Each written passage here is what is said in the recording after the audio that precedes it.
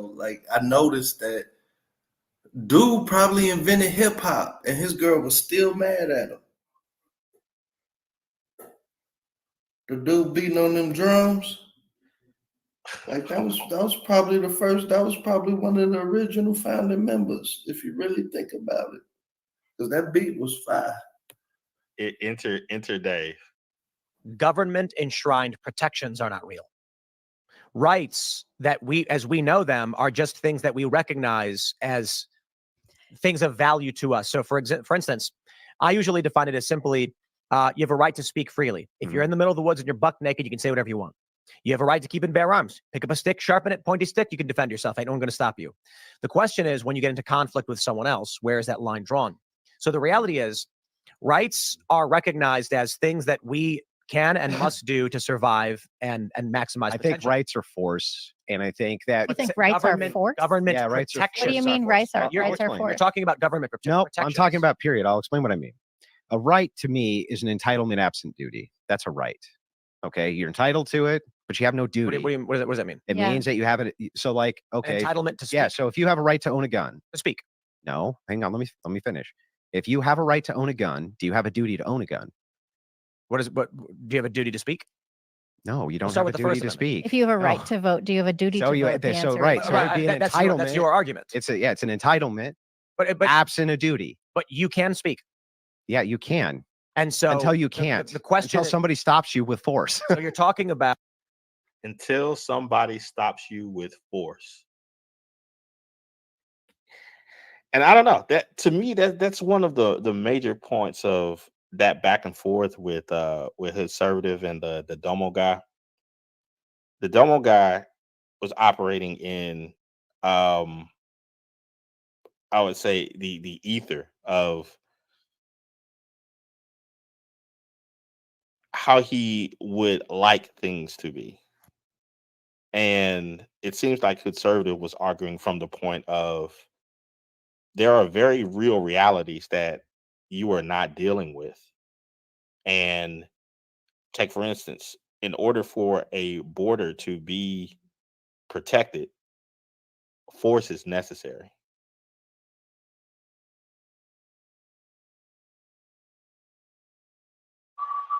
Well, one thing that eludes them is consequence. All that shoulda, coulda, woulda is real nice, and when it happens to them, some get that enlightenment moment. But for some reason, man, the community in those heads, it has to be. They have to have that wake up call, like beat down into them so hard that they finally decide, oh my God, what the fuck? You know, Trey, I was thinking that you were going to go into the whole thing of giving a history of why the first lashes had to be given. Nah, Uh-oh. nah. To me, that's a given, man. I think we're having a weird cognitive dissonant kind of moment, because for the longest time it's been pretty much almost a trope of Western culture. We teach our children that might does not make right. However, the reality is you can't do right without might. If you are weak, you can only be a victim, and you can only do the easy thing. You need might to actually make right. And so it's a weird cognitive thing for the Western mind. It's not, and I'm not arguing that might makes right, but nothing else can do right except for might.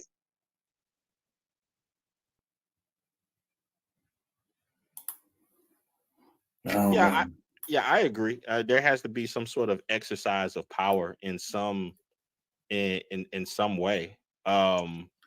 in order to enforce laws. Without Hey, it, do I it's sound just clear, y'all? Or I sound off? yeah. You're clear. Okay, go ahead. I'm sorry. But yeah, it No, just I didn't mean seems to as though cut you. Yeah, go ahead.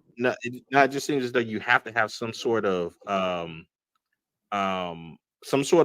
power or punitive force in order to enact certain certain laws or even principles. Because take for instance in that whole thought about the what was that, the migrant thing and the border and all of that. When it came to when conservative changed the conversation into the use of punitive force, it almost seemed as though they were in a room where dad took off belt and everybody's like, you actually gonna use a belt on a boy? Yeah, if you don't obey. Well, remember, punitive force is seen as the patriarchy, and you're dealing with a group that's been disciplined by mama and them for decades. And regardless of who it is, conservative, the white man, the police, Donald Trump, that's bad to them. They don't want that. So you saying you got big men on the border with guns. Now they see every immigrant coming across this, they look like me. They've experienced my struggle. Well, I think that's why I thought that's why I thought the premise of when Domo said that blacks were invaders, Black American citizens were invaders in the country. I already know how the rest of it goes, because it's what he's saying is a logical conclusion that's based in that fact. Or that idea of thinking invaders. Yeah, he said black people were invaders in this country. He said this is the white man's country and black people are invaders. That's why he was saying. That's why he was also saying that once they get all the migrants and all the immigrants out, what do you think they're gonna do with your black ass? They're gonna want to get you up out of here too. That's true. Because you're an invader. So when you have that thought process, why wouldn't you want more other invaders coming in?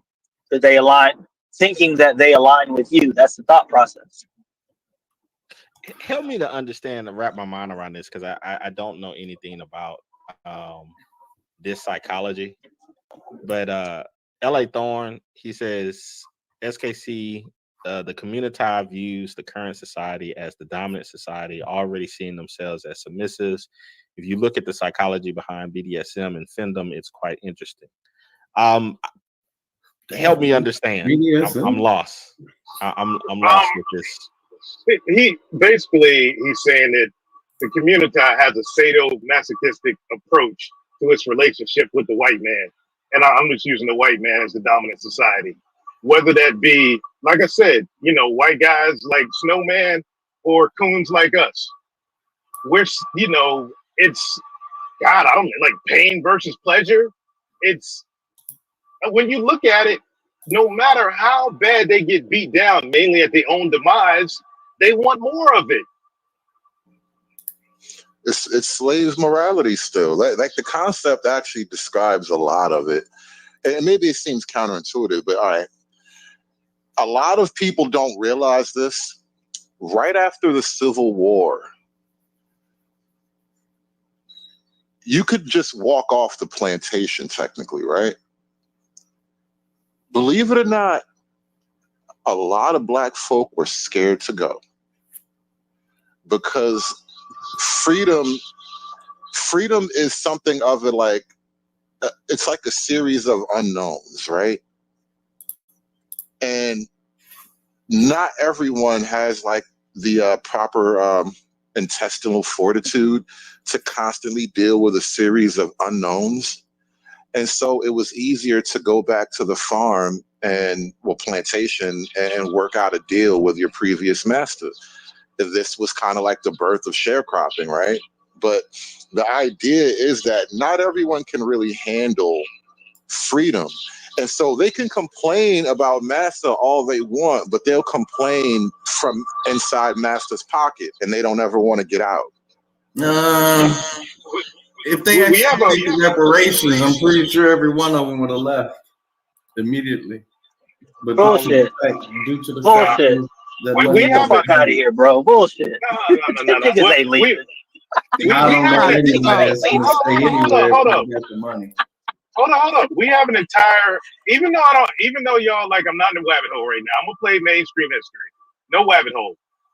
If we have an entire holiday dedicated to what LA Thorne Hood Server just referenced. Juneteenth.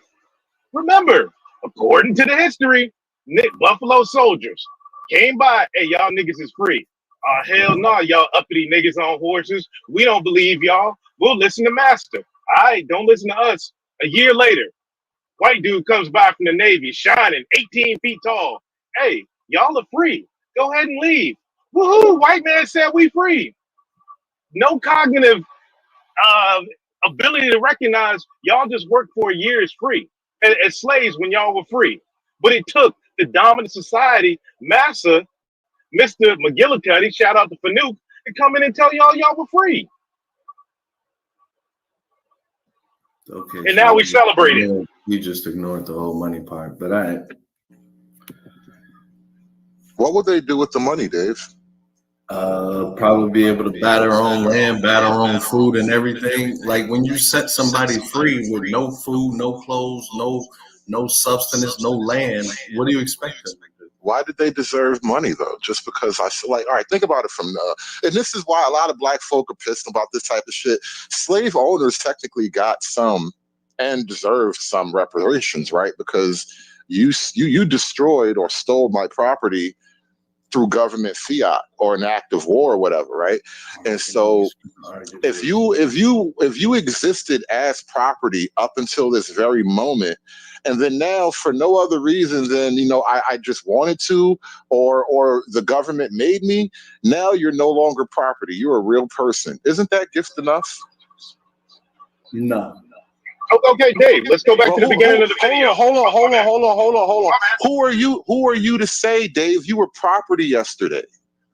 Who are you to tell me I'm wrong? I was the property fucking holder. And I'm the person who was disadvantaged. You just started being a person today. Yesterday, you were property. I could have killed you and nobody would said shit. Today, you're a whole person. Hey, man, it's the way shit goes, bro. You owe.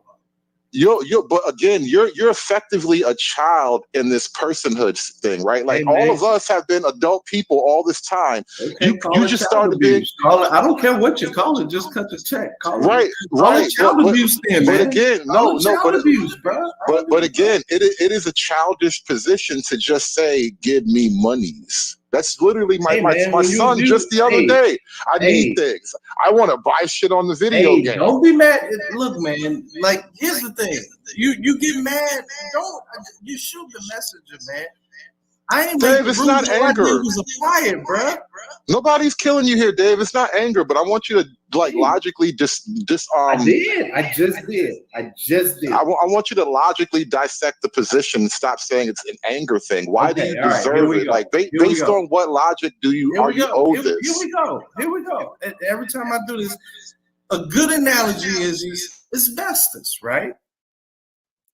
We thought asbestos was all good, right? But you see them commercials popping up on your goddamn screen.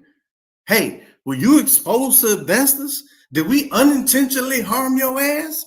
Yeah, it was legal before, but it's not legal now. And there was harm done. Hey, Dave. So, simplest, smallest, easiest minute fraction for you to understand. Quickly refute that, Dave. You got to mute up. You got a lot of reverb. Let's not make this a conversation about reparations. Jesus Christ. Hey, Dave, you got a crazy amount of reverb going on, bro. I don't know what's up with your mic. All right, I'm gonna log back in. Okay. Here's the deal. All that past stuff. Okay, cool.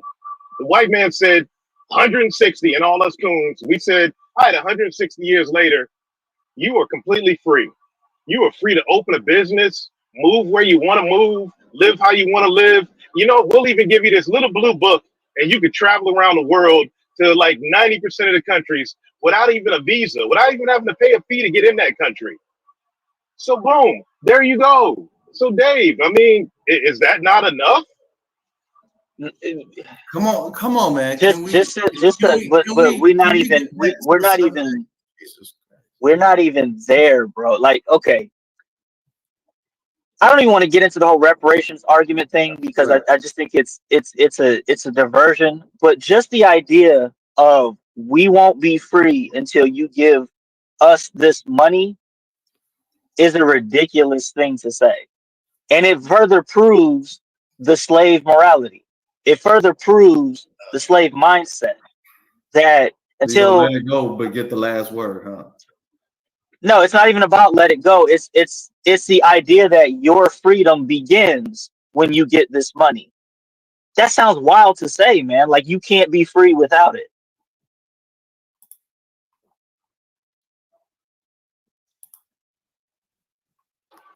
And I just see it as this to all, like, and not even like you know, people who identify as like black.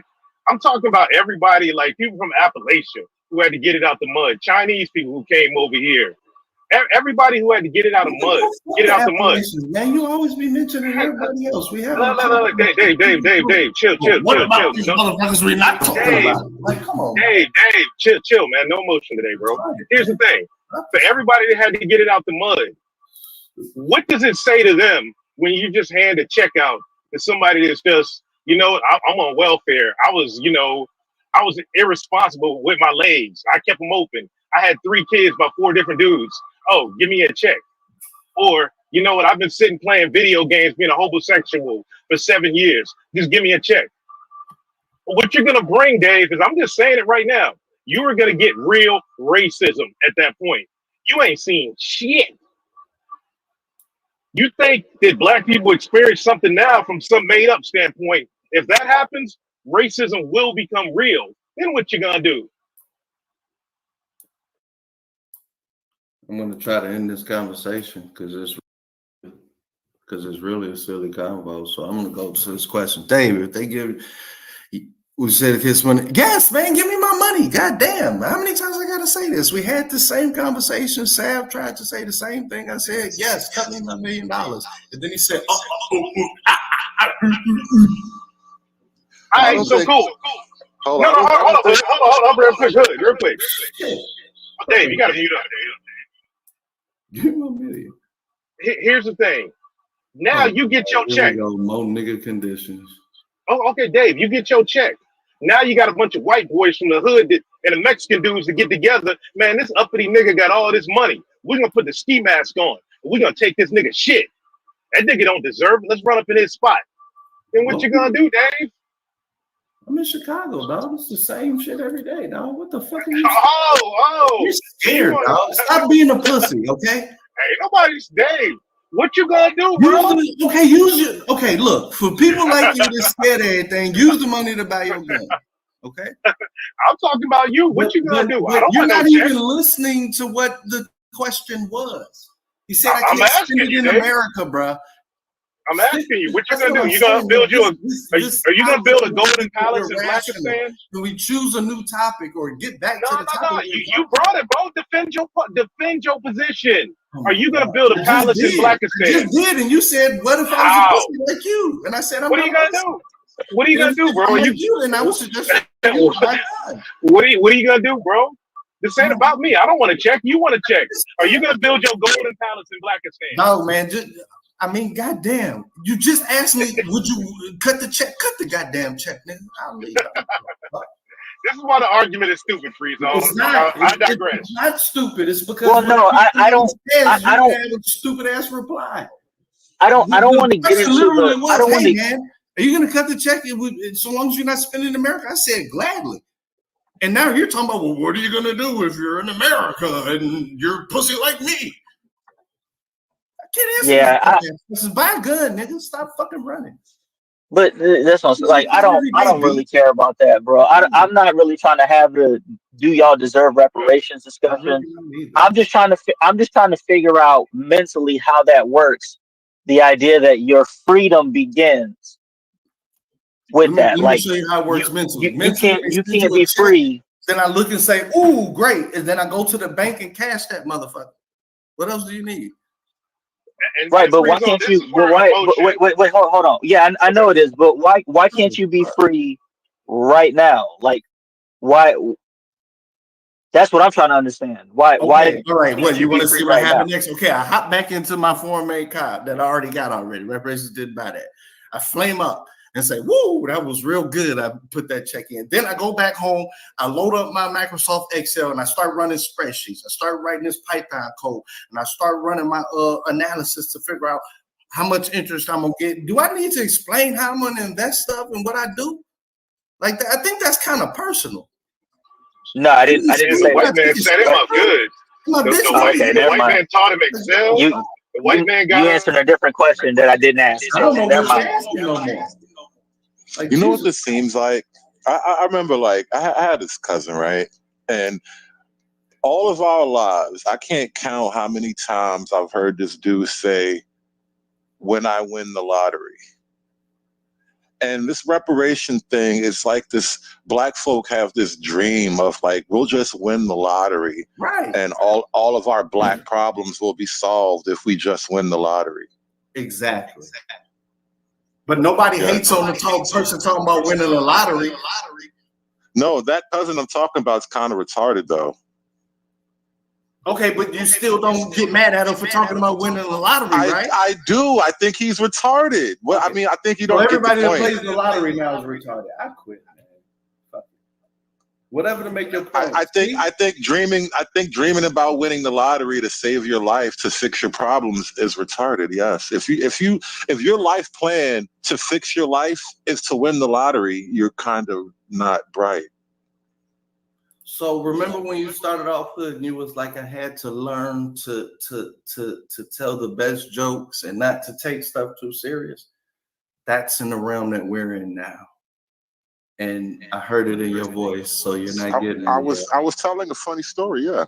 I had a point to it though. It wasn't like a total and it wasn't a non sequitur. Well, I'm saying in general, it had complete bearing on what we were talking about, though. Like we're not even talking about reparations. No. I know, and we can move past it. And this is not just the reparations thing. It's not just the reparations thing. Black folk, we seem to hold on to these ideas for reasons that are inexplicable. Go into a regional war. Can we talk about real issues? Because it's finna go into a regional war now. Iran, and they said they sending a contingent into Lebanon. I'm glad you're talking about Israel this. Just crossed over the border halfway. Not a full. I'm American. I'm American, Dave. You're American. Dave, I've already established this. Niggas don't care about saving the world, bro. I mean, this is interesting. I would watch this, but niggas don't care about saving the world. Niggas want their check, remember? Shit finna go down, boy. Yeah, I think this is interesting too. I'm also reading up on the port strikes. I think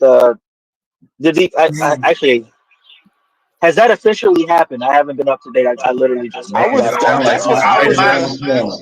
was going to stream about that today, actually. That's my whole thing, because I was just looking at all this port stuff going on, and we were going to talk about that, but then I got caught up over here. Well, last time I checked, man, on my little truckers channels, the truckers were like, a couple idiots were like, why don't we strike too? If they strike, it's going to, affect our freight. Let's join them. And, it's way more of an important issue than what's going on in the Middle East. But to me, it's just another distraction because it's October of an election year. So you just got to buckle down and prepare for the best and prepare for the worst at home, just in my opinion. We got to get through November, and then things will go back to normal for another 4 years. So after November, they just gonna stop dropping bombs? No, propaganda bombs. You're right on. All the propaganda will stop. And guess what? The money will start flowing normally again for another 4 years. My nigga, you a goddamn fool. I like that, Dave. That's what right there, Free Zone. You get what I'm saying? And Hood, how we brought it. The logic of the community is missing. We're talking about something very relevant to what everybody's pocketbook, everybody's wallet is in this chat and on YouTube. And the only response from a nigga is, God damn, you a fool. Man, y'all deserve slavery. Well, no, it's just things I've been noticing. Black culture is very like myopic and inward, not inward like introspective, but not really focused on the bigger world. Damn, are those missiles raining down?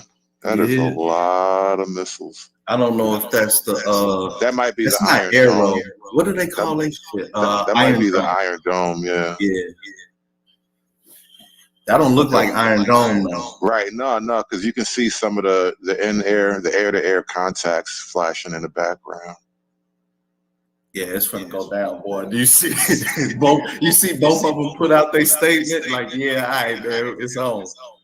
Well, and see now we're almost back to politics because, like, who really wants Kamala to lead us into World War III?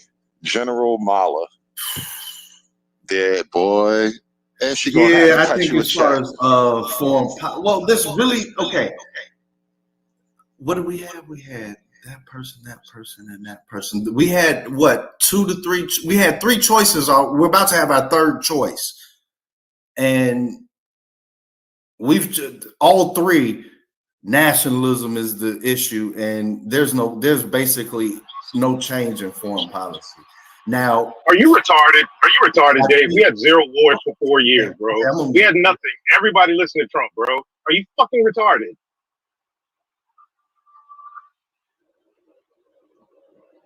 okay, so you know what I find interesting, Hood Conservative, when you're saying this, you said that the community is kind of myopic and do not understand these larger issues that are going around in the world, and yet they want to have the largest and biggest opinion of how these things should take place without understanding anything about the burden of empire. But SKC, she shares the same birthday as me, and I like her vibe.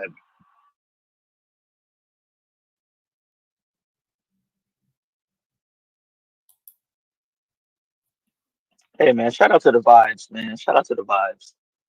Hell yeah, you gotta listen to them vibes, boy. Them hoes just send you astray if you don't listen to them vibes.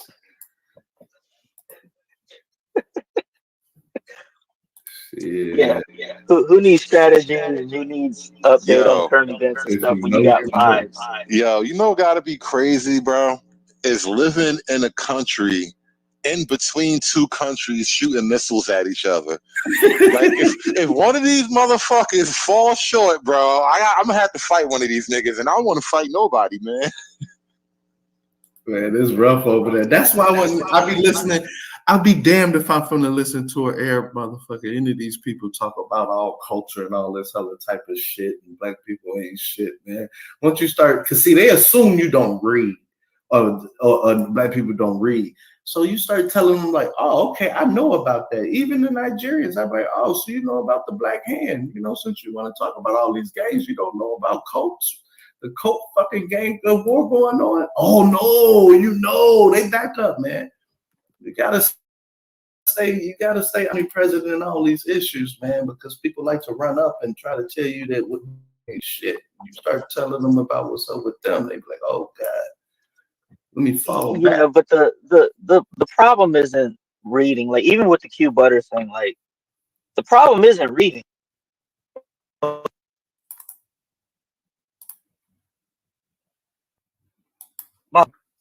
Man, most of those people can read. Like it's the comprehension aspect. The comprehension in regards to how it fits into the bigger picture. They don't see it, man.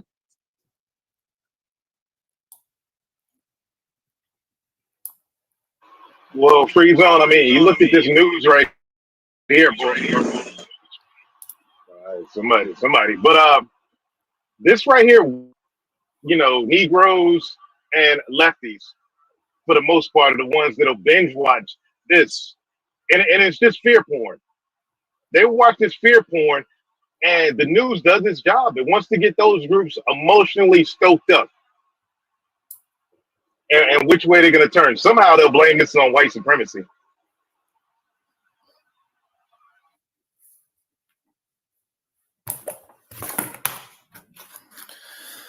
Yeah, what's my buddy? Sec Def. What's my buddy name? Austin. Austin said, "Hey man, we send another 40,000 over there, boy. This shit getting serious, man."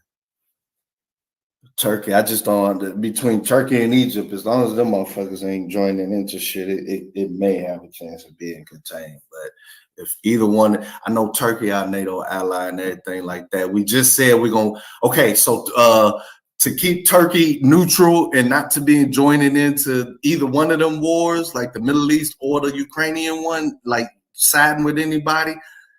We finally said, yeah, we're gonna give them access to the F-35. That's why they've been pissed off, because we were saying, no, we can't give you the F-35 and you done bought the S-400 from Russia, missile defense. So they said we're gonna discontinue some shit inside the F-35, and we got the kill switch for all foreign operations. They said that. Conservative. Yeah. Right now, the southern border is people are hard pressed to put guards at the southern border, but they can have an iron dome that can block missiles. Bro, you know that.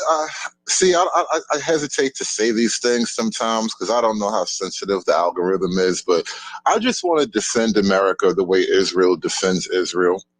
Is that too much to ask, bro? Protect our cats like Israel protects its citizens. Yeah, man. I want an iron dome over every kitten in Springfield.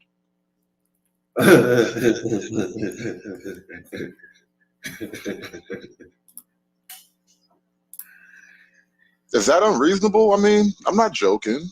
Yeah, they do got F-16s now, and they didn't like that because they ain't nowhere near parity with Israel. I do have a question. Hey, Dave, you gotta mute up again and talk to Dave. Dave did bring a good point up. 40,000 troops to the Middle East. Why not to our border? Why not 40,000 on our border?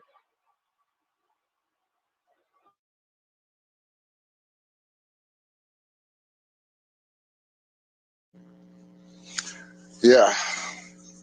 Malevolent ignorance, right?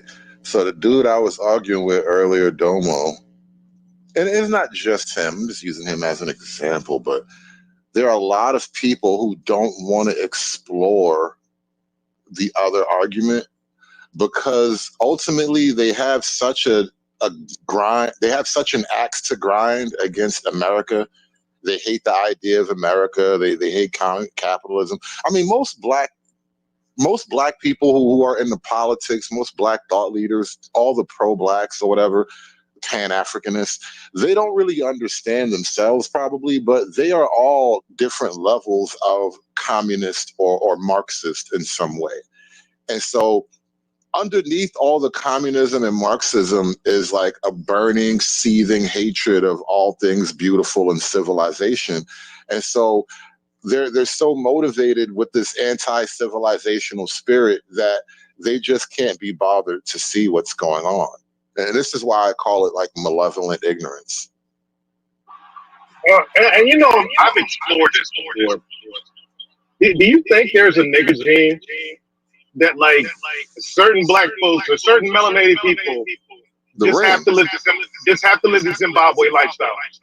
Yeah, that's what truism called it, the recessive inbred nigga gene. The ring. I think they're a different species than human. That's my theory. Ooh, get out of there, Clue. Get out of there. That is that is groundbreaking new thought right there. There's a lot of things they don't have in common with everybody else. It's very animalistic. Like I said, most of us, because of Darwinism, and Darwinism is a cartel unto itself. People don't really understand the scientific cartel and all the knowledge embargoes that have been imposed, right? But Darwinism is the reason why we believe the out of Africa theory, right? Which we all started in Africa. And if you think about it, it just doesn't make sense. Like, how do you just magically become white? And don't bring your coupe into this. I think it's yeah, right. I think it's more likely that instead of civilization starting in Africa, it was probably brought into Africa, just like all the cool things have been brought into Africa right now. It's probably always been that way.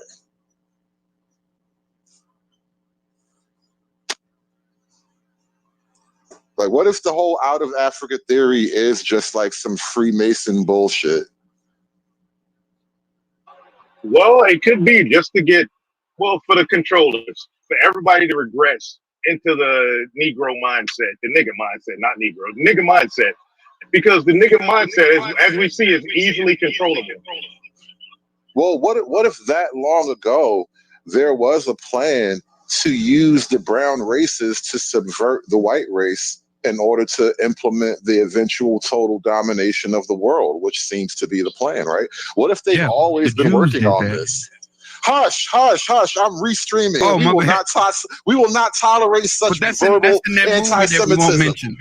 This is blatant anti-Semitism, and we will not tolerate such things on this channel. This is a good, clean channel, it is sir. in that unnamed series. I am a safe puppy. Well, I'll say this. Manning Johnson wrote a book on it, Color Communism and Common Sense, and he was in a mysterious car accident a year later. What do you know? And everything you just described, he put in that book. You know, those weird car accidents that just happen to people. I think General Patton had a weird car accident too. A lot of people, you know, if you discover like some cool tech, like, you know, free energy, 0 point theory stuff, or, you know, a car that runs on water, you will die in a mysterious accident. You might strangle yourself. Or, might shoot yourself from the back. You know, some white supremacists might just enter a supermarket in Buffalo, and you just happen to be the security guard. You be the first person dead in a mass shooting. All kinds of things happen, bro. Don't discover free energy. Kiddies, just you know, take that as a warning. All right, it's a little pro tip. Don't discover free energy, kiddies.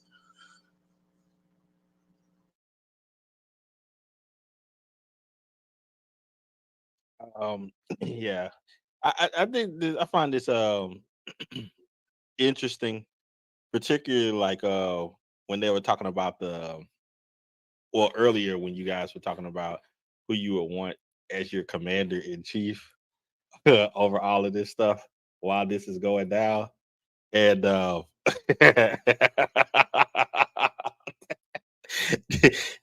don't know if any of you guys saw the interview that took place. Bro, you see, this is why I'm about to leave. Let's talk about this. This is why I gotta leave, bro. I'll be giving away all my best content over here because I was gonna review this shit too. Oh my god, this is so crazy, bro. You can review let's do it. We're gonna do it now. We're gonna do it now. That's why I'm restreaming. Yeah, you know, because you know, SKC gonna, he gonna wipe this stream. It ain't gonna be up here 10 minutes after he ends it. You know, that's why I have it. Listen, just so you know, SKC, I'm rebroadcasting off my channel right now. So we're gonna try to keep this clean and tight for posterity. But now that you got this on the screen, there was a couple of key moments we have to review. All right, the economy question, the black question, and stories. She was telling stories. She got a childhood friend she used to go clubbing with. We got to meet this girl. So how come we don't know Kamala's best friend that she knew ever since kindergarten? I find that impossible nearly because you've been moving around a lot. But anyway, let's review this. Let's go in. All right, let me go ahead and slow this thing down for you guys. Hey, real quick before you never mind. Go ahead. No, I'll ask you about it later. Go ahead. Well, no, I was going to ask you. I don't know if you've been keeping up with what Candace is doing in regards to Kamala's family story. I have. I have. From your journalistic opinion, sir. Just as the shorts of it from what I've seen, I think that she's on to something, but from my opinion, I think that is going into some 3-letter organization stuff. It's in the rabbit hole. I already called it. She is a CIA baby, bro. When I first covered the Candace Owens thing, I'm like, this is starting to look very suspicious. And it turns out her dad actually worked for the Jamaican not intelligence. I don't want to say intelligence, but information service. Let's call it that. Both of her quote unquote parents were supposed to be government employees. Right. And how are you government employees and you're not naturalized Jamaicans? Bro. Well, I'm not even going there. Bro. Hey, but I'll say this. I'm just mad because her grandfather, wink, wink, is buried in the same place as my grandmother. God damn it. What if I'm related to that fucking bitch? And an Irish cemetery? What are the odds? No, her black wink, wink grandfather. I know he related. He finna kiss her ass. Come on. The wink, wink black. You know, Candace dug this up. When Candace brought it up, I was like, you got to be fucking shitting me, Candace. You got to stop this madness. Man, you better look out for yourself. There's a nigga mentality. I nominate Candace for Black Woman of the Year 2 years in a row. Her grandparents are practically owners of Candyland. No. She said 11,000 slaves. She got a set of black grandparents Candace dug up. You got to watch all the screams. Like, Candace went down some crazy rabbit holes. I don't think I don't think Candace found any black relatives. The black person in question that is pictured as her grandmother, who is Burl, can't actually. It is physically impossible for that black woman in the picture to be her grandmother. The one that's supposed to be the help. Right. At best, she's probably the help. So there's a picture of Candace on that lady's lap when she's a baby, and then there's a picture of Candace. Kamala with that. Yeah, so there's a picture of Kamala as a baby sitting on that lady's lap. And then there's a picture of Kamala as like a 20-something-year-old standing next to this older woman, which she was already a very old woman 20 years ago in that picture of Kamala as a baby. So that's odd. But anyway. I'll just say this, y'all. Being from the military stuff. Every bit of technology we've had, the military's had it for at least 30 years. Right. Just saying. I don't even know if you have to go as far as a tech thing, right? Listen, it wouldn't surprise me. I keep saying CIA babies, right? And let me explain what I mean, right? I know. How do you actually make the best operative? I know. You raise that motherfucker from birth. That's how you make the best operative. Like Salt movie. And right, kind of like Salt, right? And so is it that far-fetched to think there isn't a group of people who would, convince two government officials from different parts of the world to, fake have a baby? We don't even know if that's really their kid. Like, this whole thing could be a setup. I'll tell you this, just from personal experience. When I came out of Honduras, I got kicked out of Honduras, and they tried to recruit me. First thing they said was, we're not looking for the cleanest people for what we need. It sounds like you shouldn't be telling us this shit. Hey, the funniest part about the whole thing too, because I was looking at it on Twitter. Like, hey, Jesus Christ! The niggas, the internet. Guess what the niggas are saying in regards, like, as opposition against what Candace is doing. They're still on the same old argument of she used to be a liberal, she's grifting. And it's like, bro, we've gone way past that at this point. And she said that numerous times on her own. I'm like this, man. I'm like, how does Indian and Jamaican make black? I don't care. You can be dark as my mom Jamaican. It still don't make freaking African American or black, whatever they want to be called. That perplexes me. Technically, she's a tether or a quarter tether. No, she's a tether. She is a tether. What the fuck black means? If Candace is a tether, if Hood is a tether, I'm a tether. She's a fucking anchor baby. Hell yeah. Somebody got it. Neither one of her parents were naturalized. They just came here and had a baby and divorced, and then started doing other ops. Did you just say you can play this? You can play this. No, yeah, go ahead and play it. Yeah, go ahead and play this SKC because I haven't actually seen this yet. This nigga Hood just went full conspiracy. He said, "Fuck it, I'm in there." I've got a very special guest today. Very excited to sit down and talk to our biggest guest. I wouldn't lie about that. Yeah, you told me so I could do it. No, you did it. So we didn't do none of them. Excuse me. Our biggest guest. I've been corrected. Miss Madam Vice President. Thank you. It is so good to Thank be you for sitting down with us. Thank you for having us in your home. We're excited to be here. Thank you both. I'm so happy to have you here. Thank you. You do me great honor to be here. Thank you. In 2000. Miss Madam Vice President. That's right. 13. A blind date with your now husband, Doug. If you think back to that date and now we're here, did you ever imagine this was going to be the journey? No, I just have a really bossy best friend. It was a blind date, right? It was a blind date. These dudes are supposed to be at the like cutting edge of certain things, and no smoke and all that other stuff. When I was reviewing this, they seem to be on their best behavior. Yeah, they're wild and crazy guys. That's Steven Jackson, right? I'm not. The dude that posted that he was on Old Block or something like that. Yeah, the Old Block nigga. Yeah, that he had to check in and all this other stuff. Real nigga shit. That guy. Now, here's the thing. I'm not a big fashion guy. I don't typically, fit check people. But what is that nigga wearing? Yeah, bro. Because you ever seen like a court jester, like the classic image of a court jester? I forgot the name of that kind of pattern. What's that pattern called? With those squares? No, it's a particular. No, you're supposed to know all about no. There's a name for that. No, it's not plaid. It's like the checkered man or something. It's like there's a name for that type of pattern.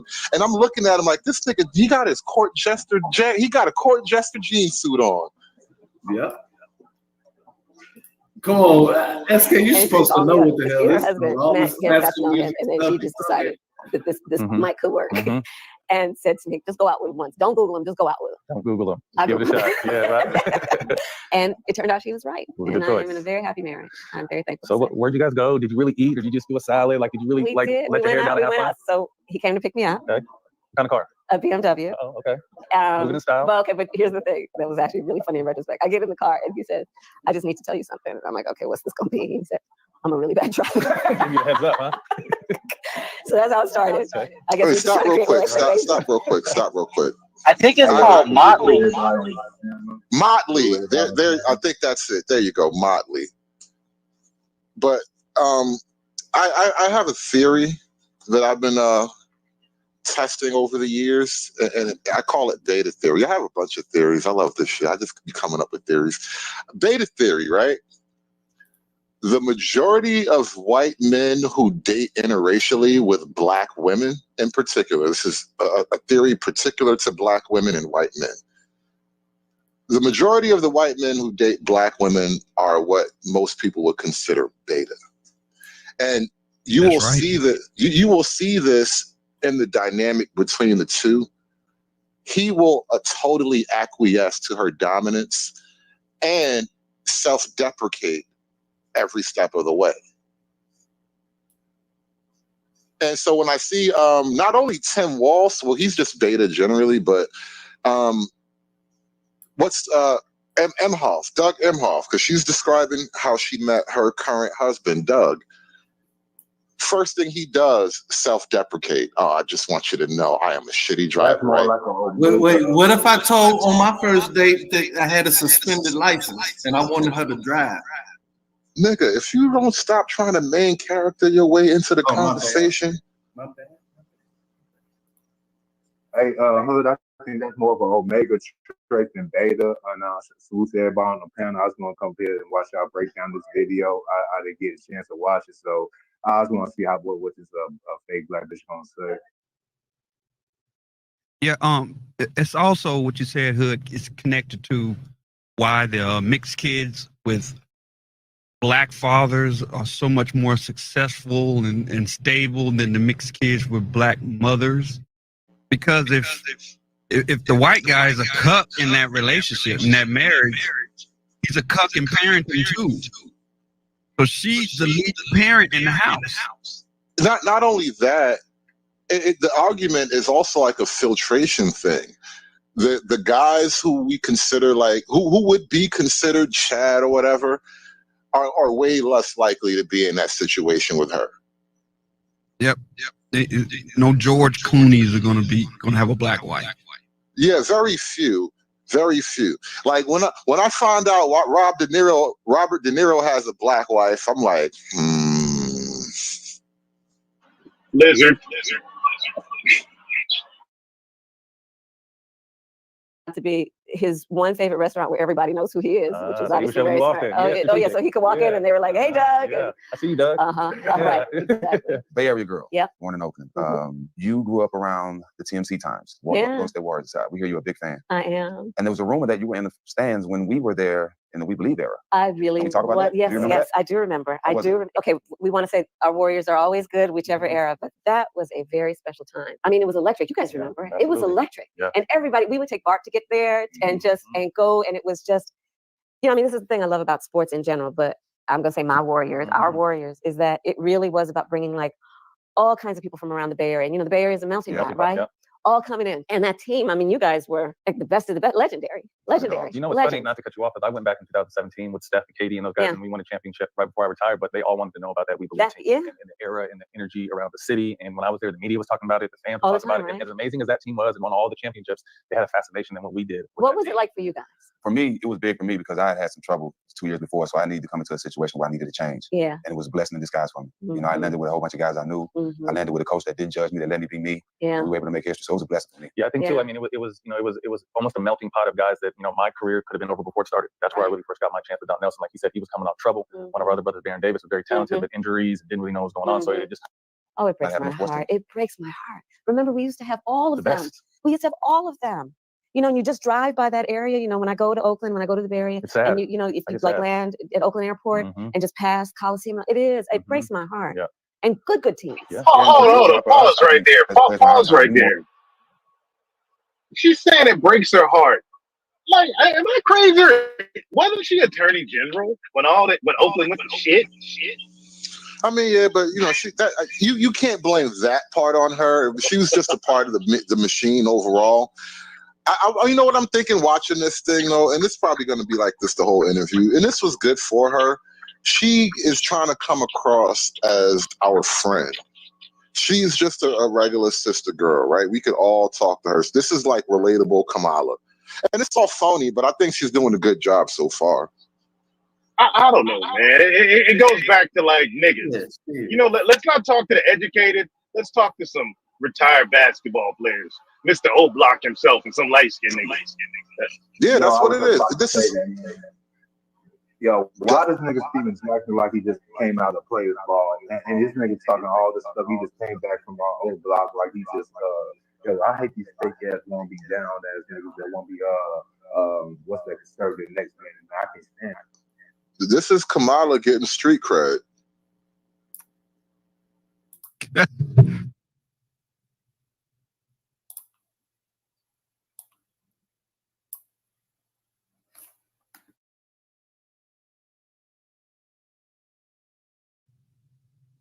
Everybody got silent for freedom. That's what made us feel That's good. exactly The workers, every day we came in there, we saw those smiles. We got hugs by people actually from Oakland. And to see them losing jobs to San Francisco, right. that really did. You're so right. It was part of the economic engine of Oakland. Yeah, exactly. And then the vendors, and it was, and it was local folks, small businesses.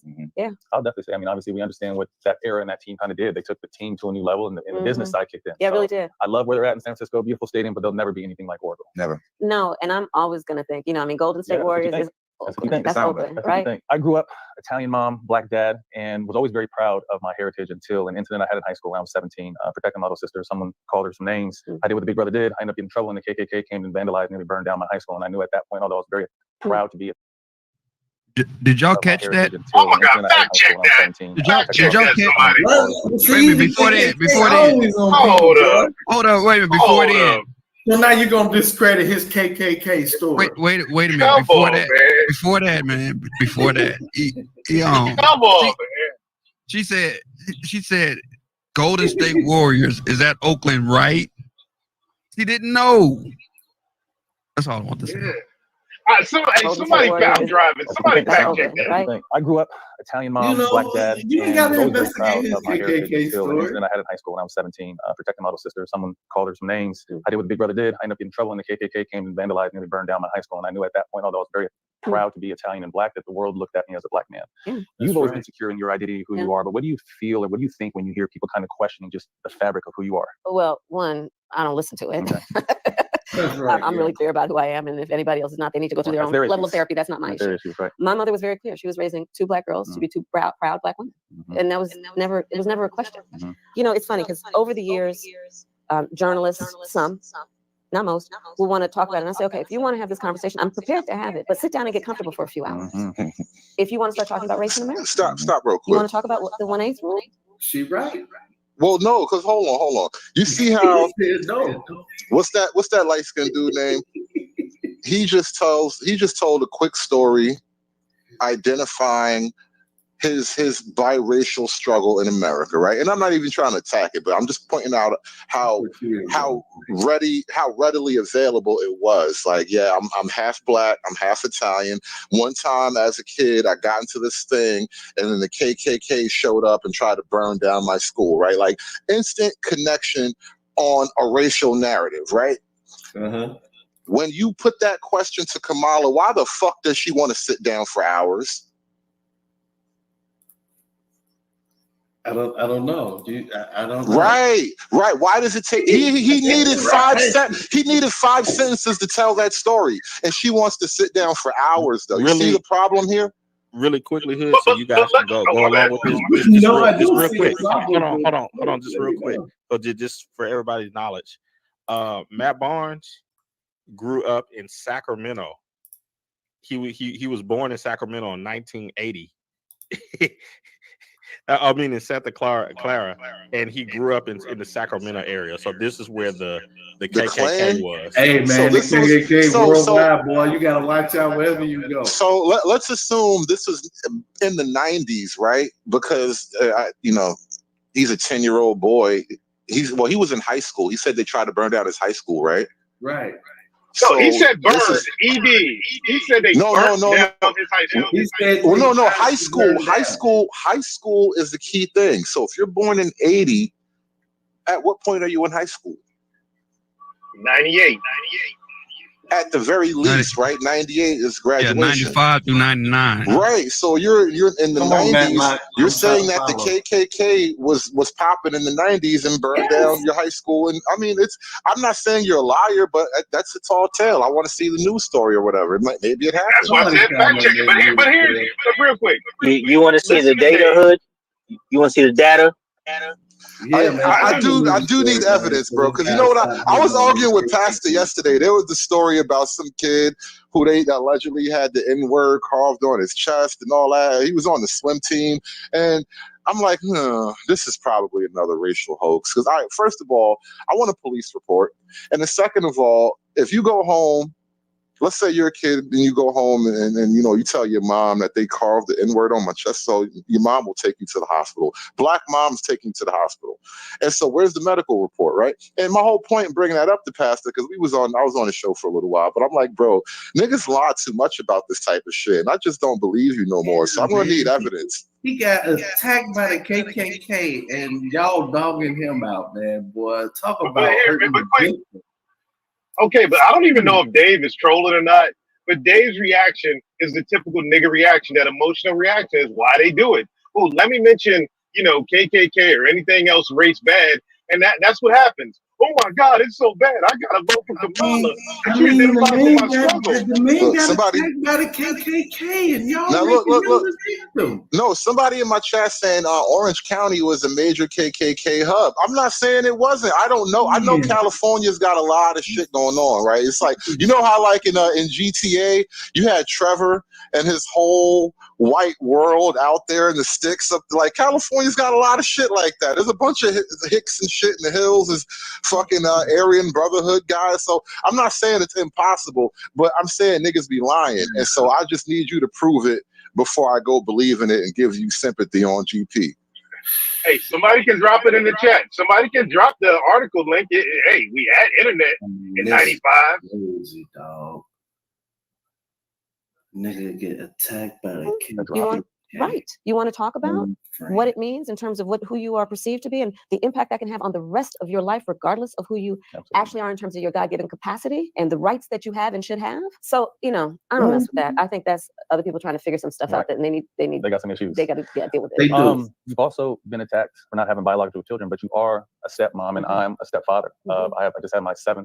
Oh my weeks ago. God. I have 3 stepchildren that are mine, and being a dad was natural. Being a dad to my 4 sons was natural, but learning to navigate not wanting to step on toes. How do you earn the love and the trust? How did you earn Ella and Cole's love and trust? And how did you get the name Mamala? I'll start with this. I am a daughter of divorced parents. My parents were divorced when I was 5. And just being very frank and candid, Doug and I started dating, and his parents have been married over 60 years. I had to explain to him what it is like to be a child of divorced parents, and including that it was really important to me that I knew what he and my relationship would be before I formed a relationship with the kids, because that's just, from my perspective and experience, not fair to the children, because children form attachments. So I was very intentional about waiting until I knew that, okay, this is a real relationship before I got to know the kids, and then we became and I love those children. They are my children. And we talk about we have a modern family, and maybe the blessing that I have that not everyone has, although I think everyone should try and work on it, is I have a very close, because it is a very respectful relationship with their mother. Important. And so that ain't easy. No, it is not, and you have to work at it. But you have to work at it. You'll be all right. Because here's the thing that we have to remember, and I know we do, and we feel, but we have to be intentional about it, because the forces and the emotions will drag us from this point. The most important thing is that our kids grow up healthy. And, I think of the many things that we role model, probably the thing we role model the most that we don't realize is how to form healthy relationships. We teach our kids how to drive. We will sit down and do homework with them. But one of the things we are teaching them every day, and we have to be intentional. We will not be perfect. We will fall short. Bro, let's stop. It's too emotional for you, Hood. Yeah, fine, whatever. Listen, here's the thing. I am above the emotionality of it, because I no longer watch television with a childlike eye. I understand all of the sausage making that goes on behind the scenes, right? I don't know whether to say pause. This is, you've seen the wizard, right? Because it's a reference to you don't want to know how the sausage is made. It's a trope, but basically the idea. Right. I know there is a wizard, right? And the idea that's being pushed right now is relationship modeling. Because if you go back to the very start of this little line, this guy, the light-skinned guy, he was talking about him being a stepfather and having to, Matt Barnes, and having to sort of navigate this sort of dynamic where, like, you're the man in the house, but don't actually have proper authority over those children. He didn't say that, but that's kind of the deal. That's the deal. And he's like, you gotta learn this role, right? And he's selling cuckoldry. Make no mistake, that's exactly what that is, right? And I'm not trying to take a shot at people who are stepfathers per se, but generally speaking, that's what's happening. He's selling cuckoldry. They're setting up. They're selling the new relationship dynamic where, because most women are having children out of wedlock and they're not going to stay with the father of that first child, you are going to encounter that woman with child, and now they have to teach you all the cuck methods to be happy in the cuck relationship, because you can't be a proper male figure to this child. Like, you don't have proper male authority. And so that's the dynamic that they just set up, right? With him introducing that whole thing, me having my own kids and then being a stepfather, yada, yada, yada. He's selling you that dynamic. And then Kamala, on the other hand, she's positioning herself as, big mama in this room. And she is like the de facto relationship expert. And what's key in that, this quote unquote Black woman didn't get married until she was basically out of the reproduction game. She married a guy who was on his next marriage, so she's not the first marriage for this guy. I think he banged his nanny on the way out of his last marriage, which, shout out to him, by the way, but still, not the best look for her. And it's ironic how this is the woman who gets to be the relationship model for the whole country, because she wants to be the president now. I mean, Donald Trump ain't fucking the straightest arrow in the fucking whatever the hell you want to call it. But men do it too. Yeah, but look at his But men, kids. bro, could you be any more cuffed with your response, fucking Dave? Could you be any more pussy with your response? It's General But Dave. men do it This is the too. part where we kill But Dave, look at his Nigga, kids man. though. Look how his kids turned out, Dave. No, I was just making a friendly comparison. You know, if you were gonna say one, you know, you got to look at the other two. You know what I mean? Like, bro, stop acting like a nigga, bro. I mean, my buddy ain't shit too. You know what I'm saying? Can you go a stream without sounding like a nigga, bro? I was trying to be nice, but we just also we gonna leave out the fact that she was a side chick. I don't expect that.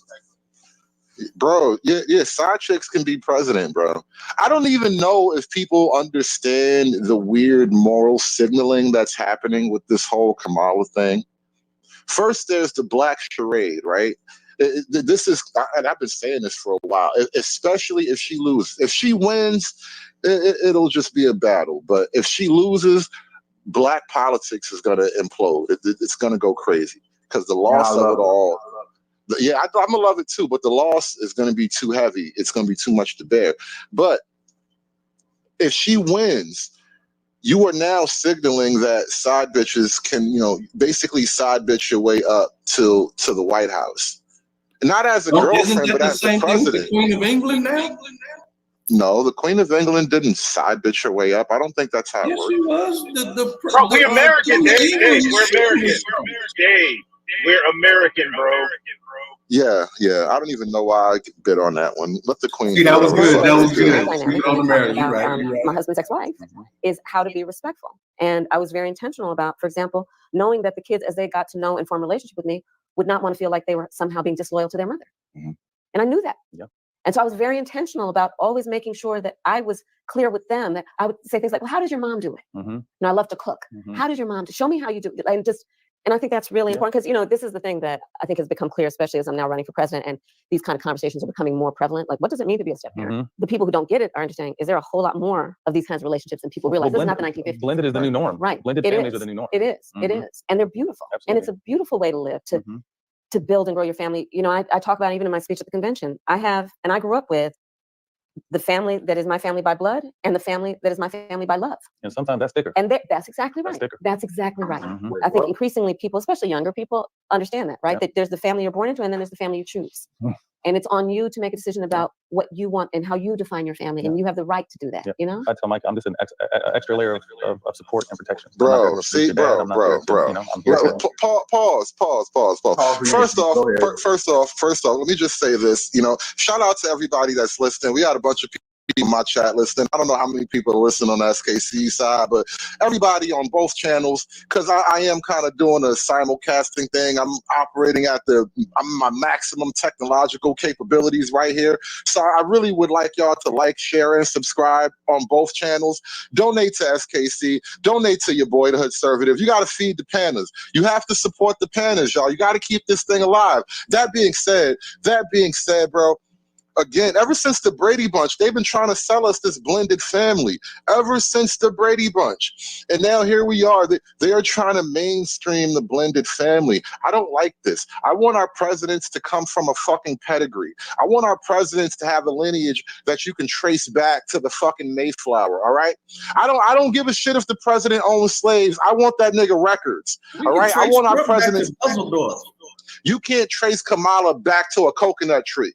You don't know where the fuck this bitch came from. It's fucking CIA baby president. No, I want a president with a pedigree. I want a president with a mom and dad who love each other. I want a president who actually is married and has their own biological children. I want a president who has an American family, all right? Not this weird cuck house president they're trying to give us. No cucks in the White House. I think you're just afraid that your side chick don't want a commitment in public. No cucks in the White House, bro. Hey, look, they no first step kids. Hey, no first step kids. They trying to sell coverage to the white man with Brady Bunch. They were trying to sell coverage to the black man through Claudine, R.I.P. James Earl Jones. They were trying to sell it to you then. Listen, on behalf of the white man, I am offended that they trying to cuck y'all with these black bitches, bro. I would never.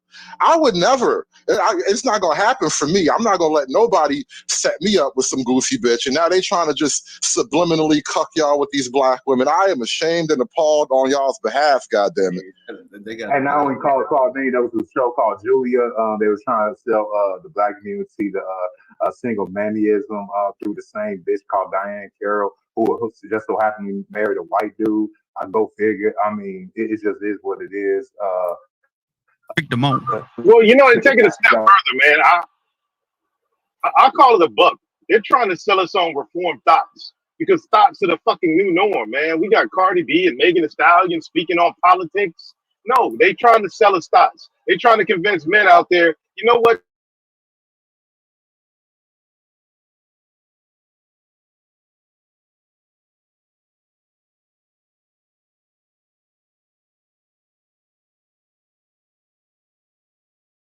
Right. And so Mamala came about because it's Kamala and got creative with it, and it's Mamala. I love it. Yeah. So, all right, shifting a little bit to policy talk. And before we talk about policy, can you briefly explain, because I think sometimes there's misconceptions of the power of the president or the power of the vice president. Explain how a bill becomes a law. Okay. I believe that the best way the system works is when the power is with the people to then advocate for their needs and have their needs met. So that's the big macro stepping back, right? One of the ways that the system works to do that the system should work to do that, is we have elected representation who represent the people in these state legislatures, which is where laws get passed, or in Congress, which is where the federal laws get passed. And for the system to work the right way, legislators, these members of the state legislature, let's say your state senator, your state assembly member, or your congressman or your United States senator, will meet with and they'll have ways of receiving information from the people about what they want. I think it's really important always that we know our power to organize around what we need. And sometimes that'll take the form of writing letters. Sometimes it'll take the form of mass protests to make sure the voice of the people is heard by their representative leaders, who then have as their responsibility to write up some legislation that meets the needs of the people. And then when they write that up, they take a vote in their body, if it's a state house or Congress. And if the majority of the people there agree with it, it becomes a law. So that's how it's supposed to work. And I mean, it does connect to what we were talking about earlier, which is then reminding folks they have a right to expect that their leaders will hear them and take seriously their needs. You know, a lot of why I think it's important to talk about our accomplishments on things like we finally let Medicare negotiate drug prices with the big pharmaceutical companies so that we could cap the cost of insulin at $35 a month. You know why that's important? Because forever that never happened. And when we explain to people that they kept advocating and kept fighting for it to happen, and it did happen, it reminds people, don't give up, keep fighting for the things you know are possible, even if it's never happened before. I think it's important for people to know, you know, when we, like, for example, I helped write the George Floyd Justice and Policing Act when I was in the United States Senate. People by the hundreds of thousands marched, rightly, out of pain, out of knowledge, out of commitment, that we need to take seriously what we got to do to deal with this system. And so we couldn't get enough votes to pass it, but we got it that far that we wrote it up. And we got it as far as so that under our administration, the president was able to sign an executive order that put a lot of what we did in the George Floyd Justice and Policing Act in. Who does that benefit? Does your normal everyday person deal with the police? Who the fuck does that benefit? Niggers. People who interact with the police. God, man, this is yo people, Dave. Yo people. I mean, you asked, who does it benefit? I told you it benefits. If you think I'm here to play around with y'all, God damn it, I'm not. All right. She said, all right. I love That's Dave's cousin. She's like, all right. Into an executive order. So at least for federal law enforcement, we're now dealing with no-knock warrants. We're now talking about a national database for police officers who have committed misconduct. To the people who say, why are we still marching in 2024 when it's common sense what people need? What do you say to that? Look, my parents marched for civil rights back in the day. I do believe there is no significant progress that we've made in our country without the people often taking to the streets. Going way back to the Civil Rights Act, to the Voting Rights Act, to, you know, I mean, what's happening now in the streets on choice, to what happened around George Floyd's murder and moving forward an agenda that's about that. I mean, you could just go through just the different levels of progress that we've had. Often it has taken people taking to the streets, which is why, look, I support the right of people to peacefully protest. My opponent in this race, you look up Project 2025. Nasty work. They're literally Hey, she down for Lou for just. It's a lie. Trump bad. Trump bad. That's a lie. Hey, It has nothing to do with hey, do y'all know? 2025. That is a lie. Hold up, y'all.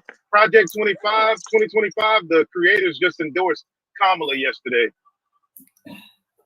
Because Trump bad. Trump bad. Wait, say that again? The writers of Project 2025 endorsed Kamala yesterday. We know that's that's psyop, man. We know who they really endorse. Wow. You can endorse it. Like none of that shit, man. My God, do we gotta have the nigger up here?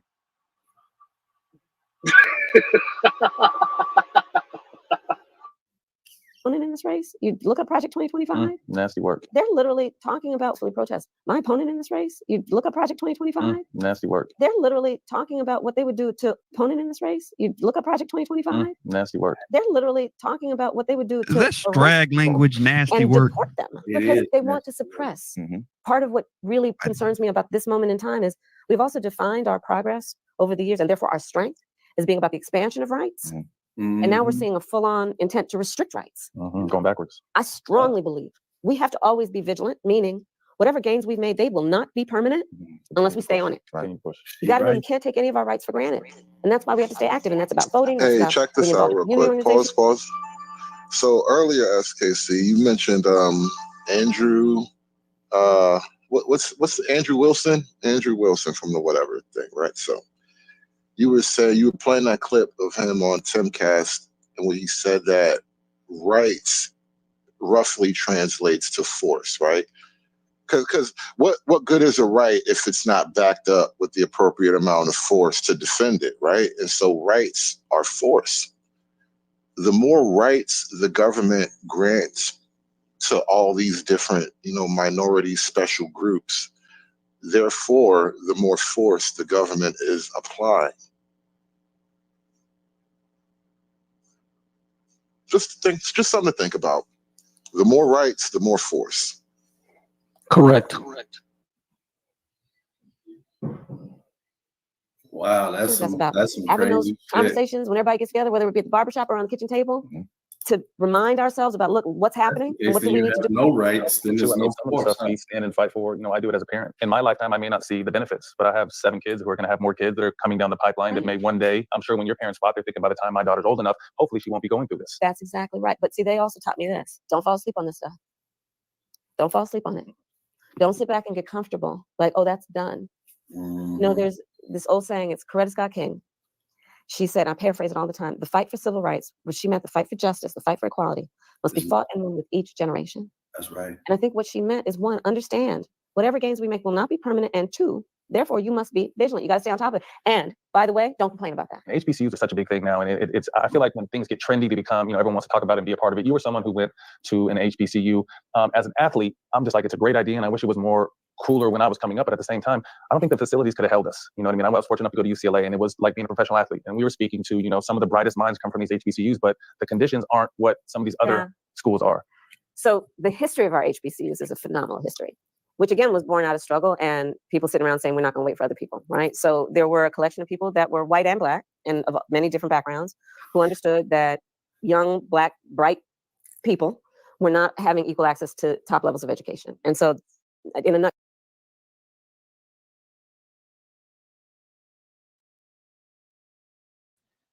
I had to come up really, really quickly for that one. She is not giving the true history of HBCUs.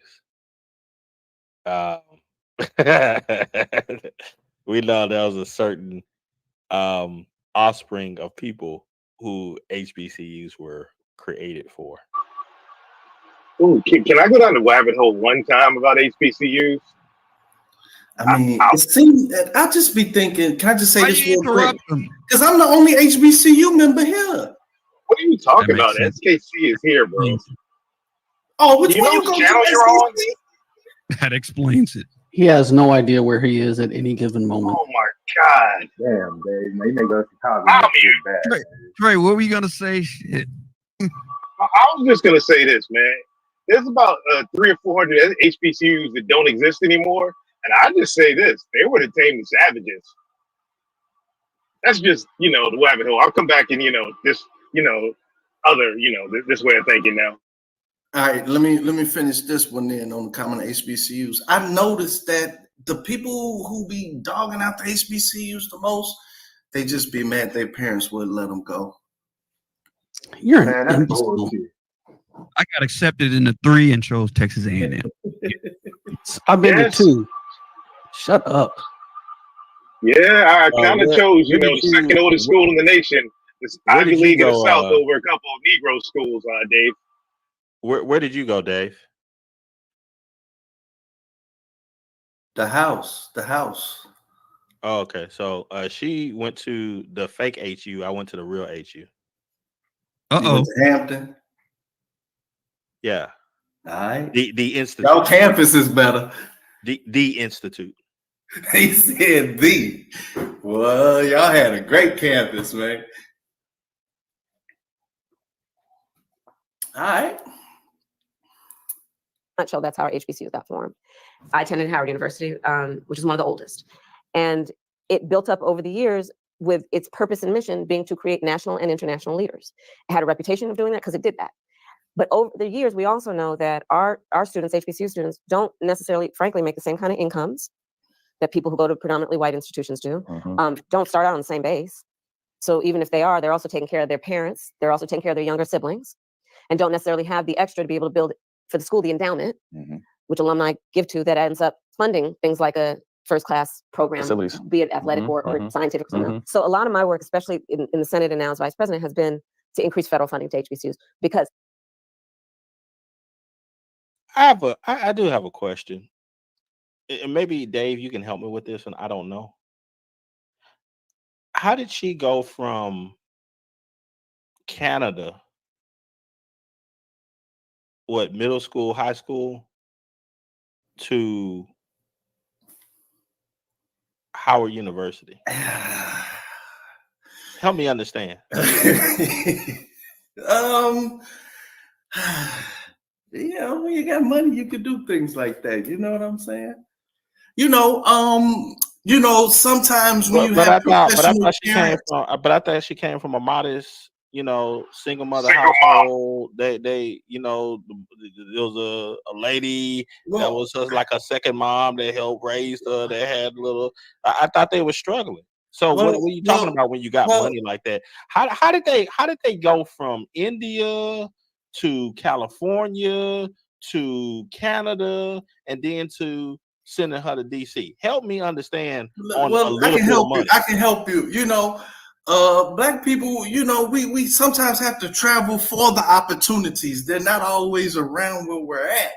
It's kind of ingrained throughout the history, like the Great Migration, when we said that we out of here, we go out for search for more opportunities. So her Indian mom had to do that. New opportunities. Travel for blacks means from Dallas to Houston. Her Indian mom, Dave. Her Indian mom, not Kamala. Her Indian mom. Hey man, I'm trying. Come on now, I'm the resident country guy. So this is tough. This is hard. But y'all give Dave Stroll way too much academia. You got to go where the opportunities are, and sometimes those opportunities for education to shine your light across this world, to make this world a better place. It seems like that's what she did. Well, I'm just wondering, Dave, if we was to kind of track on the map, how I remember when we went over your Negro Empire thing, and I pulled up Google Earth, and we started to map all of this. I wonder what would that map like if you was to draw a line from Jamaica to Canada. I mean, to LA, and then to Toronto, Canada, and then to DC. How many miles? I don't know, but it was shaped like a pentagram, though. And it's like, I was going to say that other star. That's a rabbit hole. I was going to say that other star, David. what was that money to oh my God, did he just say the star, David? Oh my God, man. He said it was a pentagram. Hey, that was a bar, Trey. Double entendre there. I see you, bro. Yes, that was good. I'm just curious, Dave. Where did the money to be able to just jump up and move like that come from? Well, when I read her memoir, it was a very good memoir, but it said that it wasn't an easy travel. They had to pack up the little things that they had and vroom and get on up out of there. It was a life of on the road, new friends and losing your old ones. It was tough. It was tough, but sometimes well, you just gotta conservative. I knew you said that you were kind of like moved from place to place as being a military brat, but that was on with the help of the military dime. How in the heck was this lady able to move this much? Oh, relocation. They got relocation when you're an educator. They put that in the fund. I know that for a fact. Relocation expenses. You know what I'm saying? If you got the qualifications, you're not living where we need you to be. We'll pop the thing for. But I thought she said they were struggling. Not everybody. They had a little bit. You know what I'm saying? They had a little bit. That's all it takes. That's all it takes. That's all it takes. Man, can we replace Don't hate Dave the with peanut American butter? dream. That's all it takes, man. Just a little bit of struggle. This is something Can we get a better nigga up here than David? I forget who's. I think I was at Truisms one time, and Gabe A was up there, right? And Gabe was having this moment with some other guy. They was having a little back and forth argument, and it was over some. They were talking about sundown towns, right? And then so it was a weird moment that came up. This other lady that was up there. So Gabe and the one lady, they were trying to say how sundown towns were this major issue. And the dude that Gabe was arguing with, he was kind of on my side of the argument, like, y'all just tripping. This shit ain't really as crazy as you make it sound. And the lady who was up there, she told this little story about north of Atlanta, like in northern Georgia, there's some little area she likes to go. And it's like a rich sort of white enclave part. And she's like, she likes to go up there and hang out, whatever it is to do. She wants to go do the things. And she says, but when she gets up there, it's like she's unwelcome or whatever, right? And then I'm like, you see, this is an interesting thing, because poor black folk and poor white folk, we kind of just have to go to Six Flags together. We have to go to like Disneyland together, whatever, Coney Island, whatever the little local shit is. We kind of, because that's what, poor folk just don't have these options. But the rich black people, they have a whole different world, a bunch of different options. And rich white folk, as it turns out, don't always want to socialize with rich black people. And so now you're turning that into your little racial struggle. Like, I was kicked out of a sundown town, when in fact, it's just like the rich folk over there didn't really like you like you wanted them to like you. And now I'm kicking it to Dave, and I'm like, not Dave, to Gabe A, and I'm like, bro, you see what's happening here? It's like this weird class thing is going on where, on the one hand, rich black folk or upper class black folk, the boule type, they try to ingratiate themselves in blackness in all these ways, identifying with the struggle and then identifying with the hood nigga and all that. At the same time, their struggle is not the struggle of the people they identify with. And so you got these niggas fighting the wrong battle. You fighting the sundown town battle. That's not really the battle for your average black person. That's not going to help the lives of your average black person. Tossing them a George Floyd holiday or whatever George Floyd crime bill doesn't actually help the lives of your average black person, right? But the people who graduated from college and they know how to do all these things, they get to start little government-funded programs. I need me a George Floyd after-school program. I need a George Floyd rec center. I'm going to start me a George Floyd speaking tour. And they get to create all these little programs and then feed off the hustle, right? And it's this whole industry of pimping blackness, bro. It's this whole industry, bro. Peep the movie. Am I racist? The whole basis behind the movie.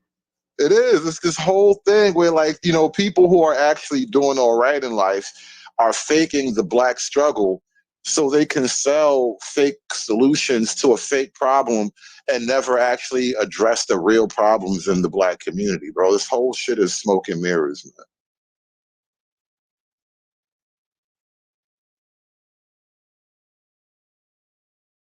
How did George Floyd get in there? Your girl brought him up. Your vice president brought him up. Oh yeah. Yeah, shout out to you, the Emperor. I Yeah, didn't but at even know least that she was you, said bro. What that, up? you know, the struggle to the ability to loot for justice is there, you know. Fuck it. Hey, you know what's crazy too, Hood? Not only that, they'll discount anybody else's struggle that's outside of their culture, even if it's worse than their struggle. Yeah, you know, who give a fuck about all that? America didn't do it. Case in point. We ain't trying to listen to everybody else struggle around the world. We just talking about America. The only struggles that matter are the marketable struggles. You need a struggle that can be sold. If your struggle isn't commoditizable, then you know, fuck your struggle, nigga. Yeah, slight disagreement, Free Zone. Like, you know, Kamala, for example, you got a side with the peoples for your struggle to matter. Remember, Indian and Jamaican only makes, you know, Black American nigga if you identify with our struggle. Now you understanding, dog. Well, I wasn't talking about that. Never mind. Y'all were talking. Never mind. Yeah, I wasn't talking about Yeah, that. express Go yourself. ahead. Go ahead. When did George Floyd touch you? Wait, what? Just play the clip, man. Just play the clip. Just play the clip. I fucked his head up. You got it, SKC. You got it.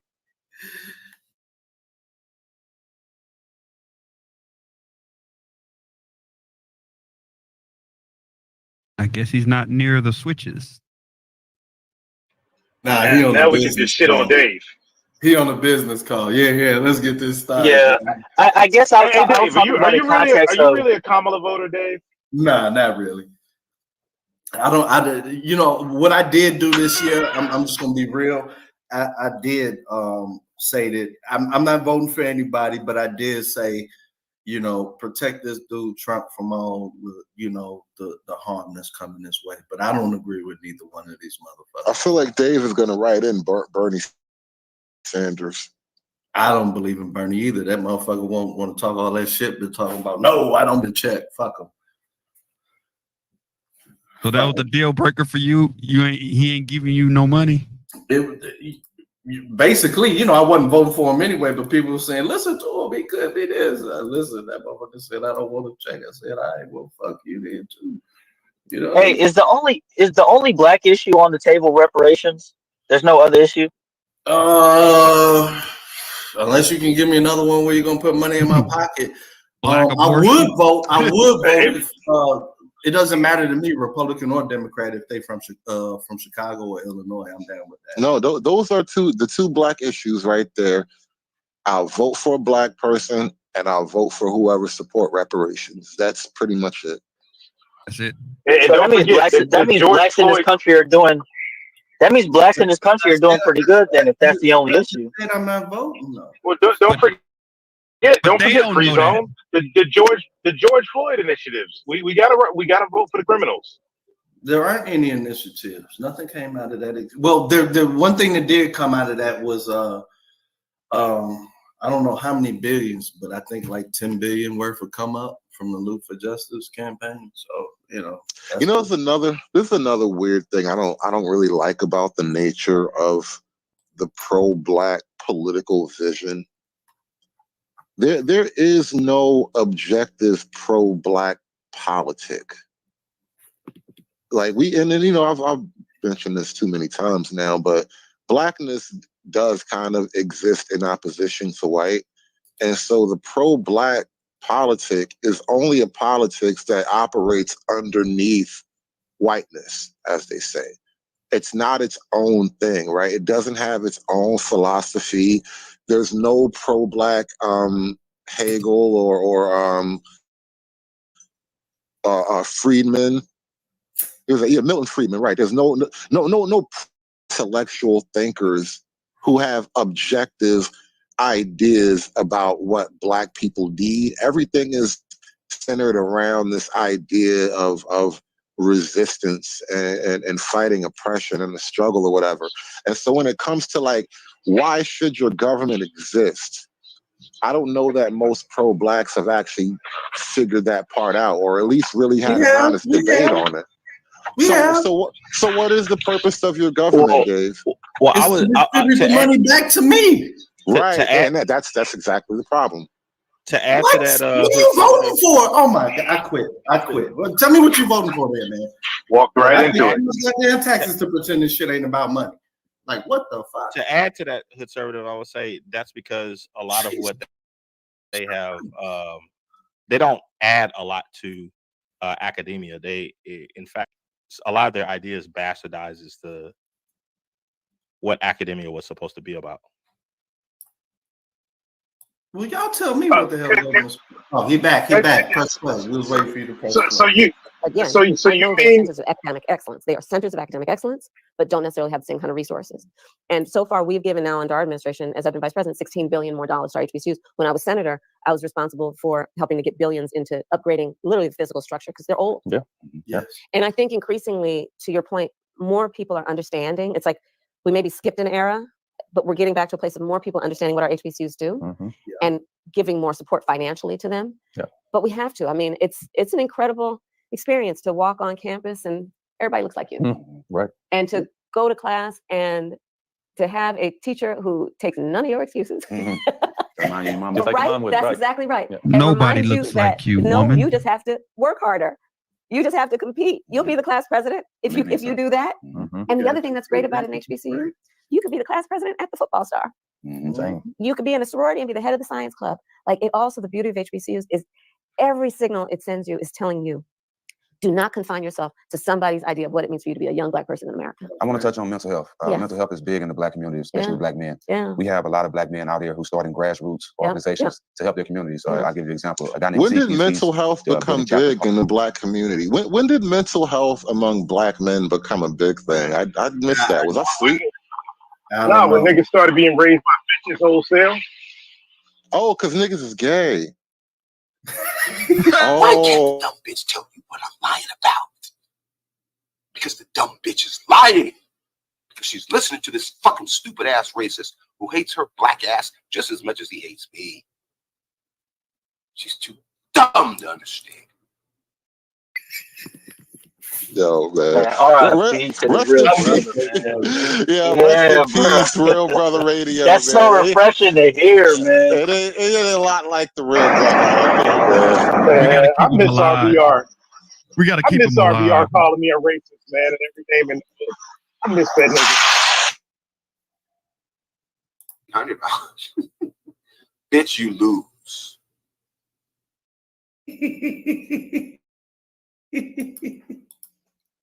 But now, when did mental health become a thing? To answer your question, it became big in hip hop about a lot of it is hip hop. I don't remember when it got big in hip hop, but when they started letting that gay nigga rap. What gay nigga? That's been since the Cold Crush, bro. Like that Lil Nas X type rap. Let me tell you, it was here before that. What's the fat nigga? The fat nigga. It's a couple gay rappers out there, and I'm like, see, as soon as hip hop got gay, niggas started needing therapy because that shit fucked your brain up. You be having, That's not why they niggas be having issues after that shit. Mental. It came all into play once Me Too came into play because them niggas made a lot of money degrading Black men's image.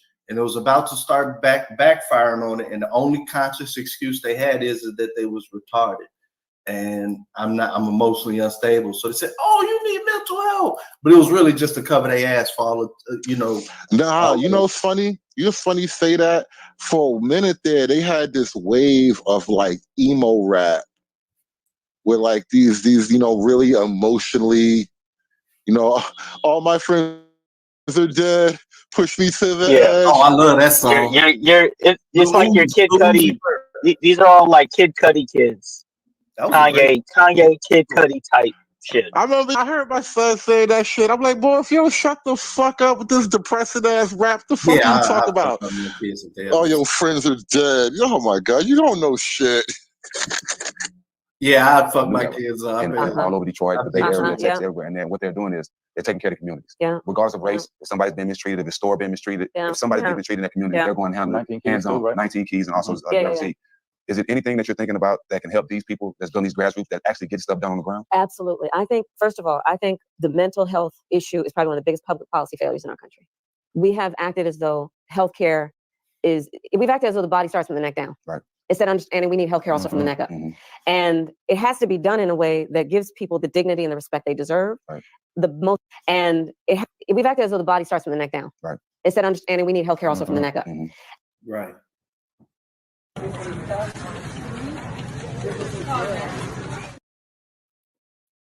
And it has to be done in a way that that gives people the dignity and the respect they deserve. Right. The most effective mental health care is often because it is peer-based. It is without judgment, and it understands. People have to be understood for who they are culturally, who they are in terms of their life experience. If you're really going to be able to get into I worked with a brother here in DC, Kier, who actually has been doing a lot. Hold on. Are we voting for a mom of America? Mamala. Right. That's where that name comes from. I have Black mother privilege. And I'm going to start breaking that down for y'all. Don't play that shit no more. That's what these niggas want. And you know what's crazy? And this is why this is sort of like, I don't know how powerful it is, but it should be relatively effective.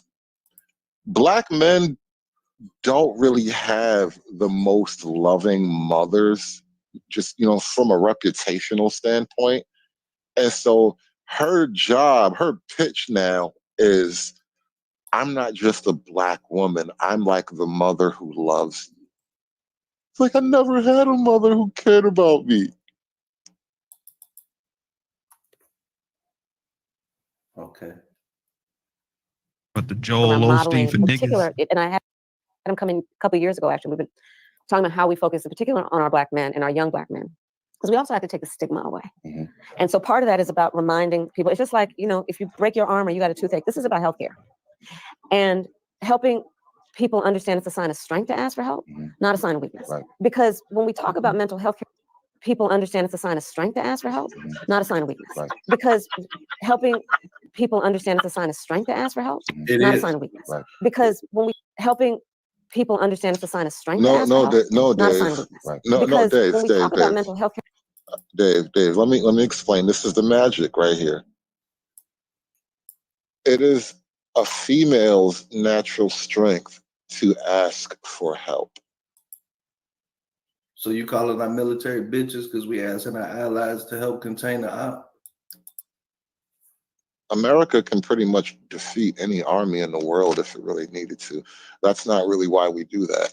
Now, the difference is what she's trying to sell you is a female approach to a masculine problem. Do men need help?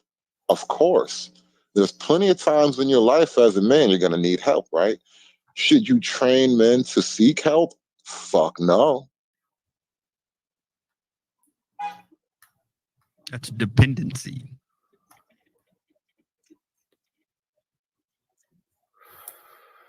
Wow. And more importantly, your help, if you do need help, your help mostly comes from the networks that you're able to create for yourself. Yeah, not the government. So like I have people, exactly, like I have people in my life that if I needed help with something, I could go to. So I don't really need her for that. So okay, let's put it like this. So I'm gonna make it real granular. We cannot keep allowing this to happen to our people. Who is that nigga? That is a clip. Who is that? Man, what they do to my buddy, man?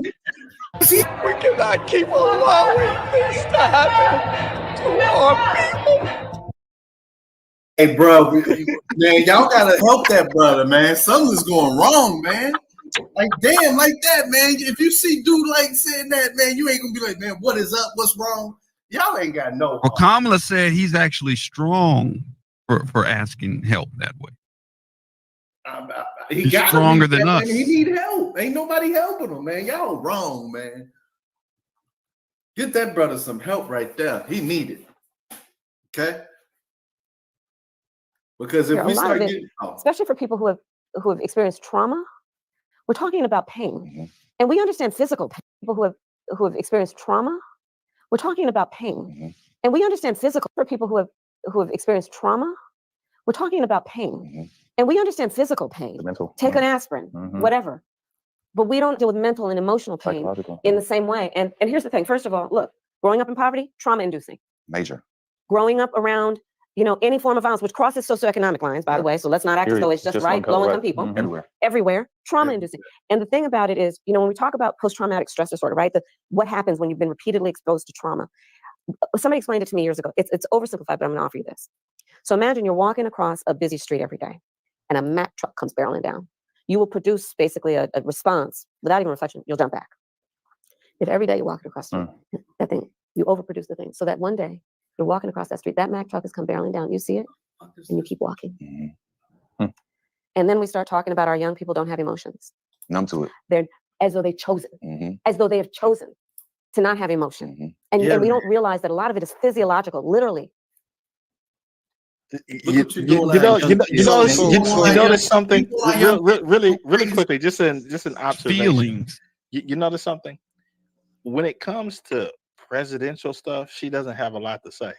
But when it comes to stuff like this, she has a whole lot to say. Yep. Because she's a girl, bro. Yeah. She's like 40, and this is that's what people say about a lot of women. She's 40-something, 50-something years old, and she's just a girl. Nah, she's 60. 60, a 60-year-old girl. That's amazing. Because I was just saying right before I kind of disagree. It's not just because she's a girl, but I'm not saying it's because she's a girl. I'm saying she is just a girl. No, but what I'm saying is that her constituencies are mostly people. Like her audience that she's selling to is an audience full of pain and helplessness and all this other stuff. Like that's the foundation of her base. Because if you knew how to do things for yourself, you really wouldn't care about any of the stuff that she's saying. Anybody could say any of this stuff because you just got to talk about pain and how much stuff hurts. And, I pain one time too. This man screaming he said, dance, bitch. Dance, bitch. Dance, bitch. And he started shooting. I'm wrong. Like anybody could say what she, I too have been in pain as a man, but one of the things that I learned through my painful experiences as a man is that sometimes we just need a little bit of understanding and someone to hear us out. If we can get people to hear us and meet us where we are, like, bro, anybody could say that. You could say that and win. You could win the base saying that. How we running for president, right? This is, black women running for president. You're sitting here having this big interview with black men because, allegedly you're struggling with black men. And how long? We're about halfway through this clip and you're not talking politics, bro. No. So like we're never going to talk politics with this first black female president? Never. No, it's all feelings and hurt, and pain, and mental health issues. Y'all might as well try to spit some trauma bond. Issue, dog. The issue is we cannot keep allowing this to happen to our people. What she literally saying is niggas is retarded. Like, I wish, see, I'm different. Motherfuckers come up there and start talking about, oh man, we got to focus on mental health issues. The first thing I would say is what are you saying? We retarded? Because y'all are kind of different. That's literally what she's saying. That's how she's able to say this and really get in depth is because the foundation of it is you retarded. It's how the body learns to protect itself. Yep. And for our youngest children, then what does that mean? They start acting out in class. What happens? They get kicked out of class. They're the bad kid. They still start self-identifying that way. And we know where that leads. A lot of the work I did years ago when I was actually DA of San Francisco was focused on a project that it ended up developing something what we call the San Francisco Wellness Center, which was focused on early detection of childhood trauma so that we could get the diagnosis going for the treatment, right? Because if you don't diagnose it, you can't treat it. Right. And I actually brought in mental health care professionals to talk with public school teachers about it. Like, this is what you're seeing in the classroom, and help people put a label on it as the first step to diagnosing it. And then getting treatment. And during the time I've been vice president, as part of the work we've done on gun violence, we've put now millions of extra dollars in public schools to put more mental health professionals in our public schools. But we need to do a lot more. Because again, it just needs to be diagnosed and treated, right? And understanding this is not about some child who is bad. It's not some child who wants to act out. It's not. This is not a choice that child is making. But and it's not a choice this child is making. They're actually in pain, and it manifests itself in ways that are antisocial potentially. But the child's in pain. I know how to get it out. Defense mechanism. Yeah. I have a question along the mental health line. Give What you coming over here for? Where your grandma at? In Suffolk. Where's your mom? Oh, wait a minute.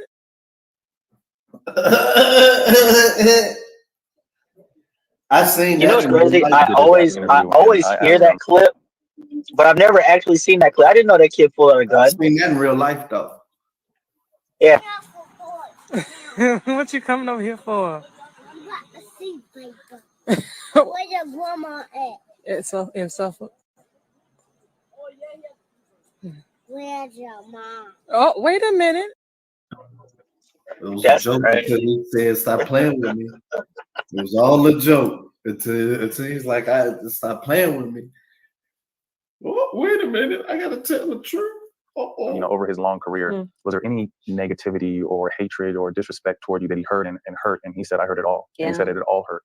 As someone who's been the first in a lot of spaces you've been in, a woman of color, knocking on the door to possibly be the next president, or as someone who's been the first in a lot of spaces you've been in, a woman of color, knocking on the door to possibly be the next president, how do you protect your mental health and your mental space? Well, number one rule, don't read the comments. They're nasty. They're nasty. I'm serious. Yeah. Don't read the comments. Just let's start there. I work out every morning. For me, it's just mind, body, and spirit. I think it's really important for everybody. We all have our levels of stress. Everybody does, right? Be intentional about who you have in your life to the extent you can. And in particular, for our young these people niggas suck may not so know that bad, they bro. But ain't she fit, feminine, friendly then? You know what? And this is wild. Like, you would expect this thing to get pushed. Because as conversations go, she didn't like ramble. She didn't do the weird, like the goofy poetry stuff that they accuse her of. But at the same time, you niggas really sitting here listening to her describe a workout routine. I bet you she share a fucking collard green recipe with these niggas next. Watch. She's running for president, bro. And this is the conversation y'all want to have with her, man. This shit's like watching daytime talk. I haven't heard anything about the economy, foreign policy, the proxy wars, you know, the new capital gains thing she wants to bring in, the unrealized capital gains tax, none of that. And we're 30 minutes in. Okay, here we go. And this is where I'm gonna hop on the other side because I do have a question.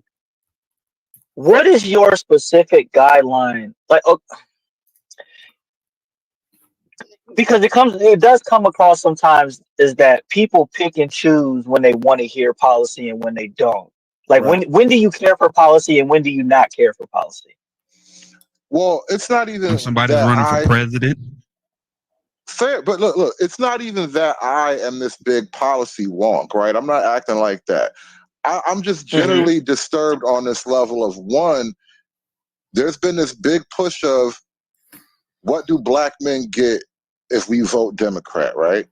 That's this whole conversation that's been happening, at least in the manosphere. And then there's also just a general disgruntled sense with black men in particular, because there's a huge wave of black men not supporting the Democrats right now.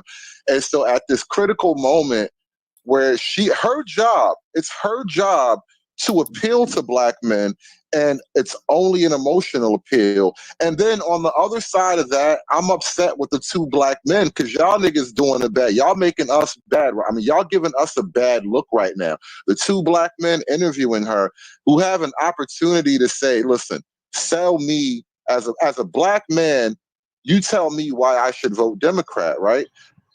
something that's unique to me as a black man, like speak to my struggle. And so none of this gets brought up, but it's about her family dynamic and how to be in a relationship and how to does she take a bath with candles and scented flowers and it's all this fluffiness, bro. Well, Hood look at who she's talking to. She's talking to a dude that was in a public dispute, a marital dispute with another basketball player who was on his team over them sharing a woman. 2 millionaires. They can't find. Man, what the fuck you expect, bro? I want to know this. And another Jesus Christ, dude, man, you expected a lot from these niggas. And another dude that is a millionaire who has to take time out of his day to go check into O Block.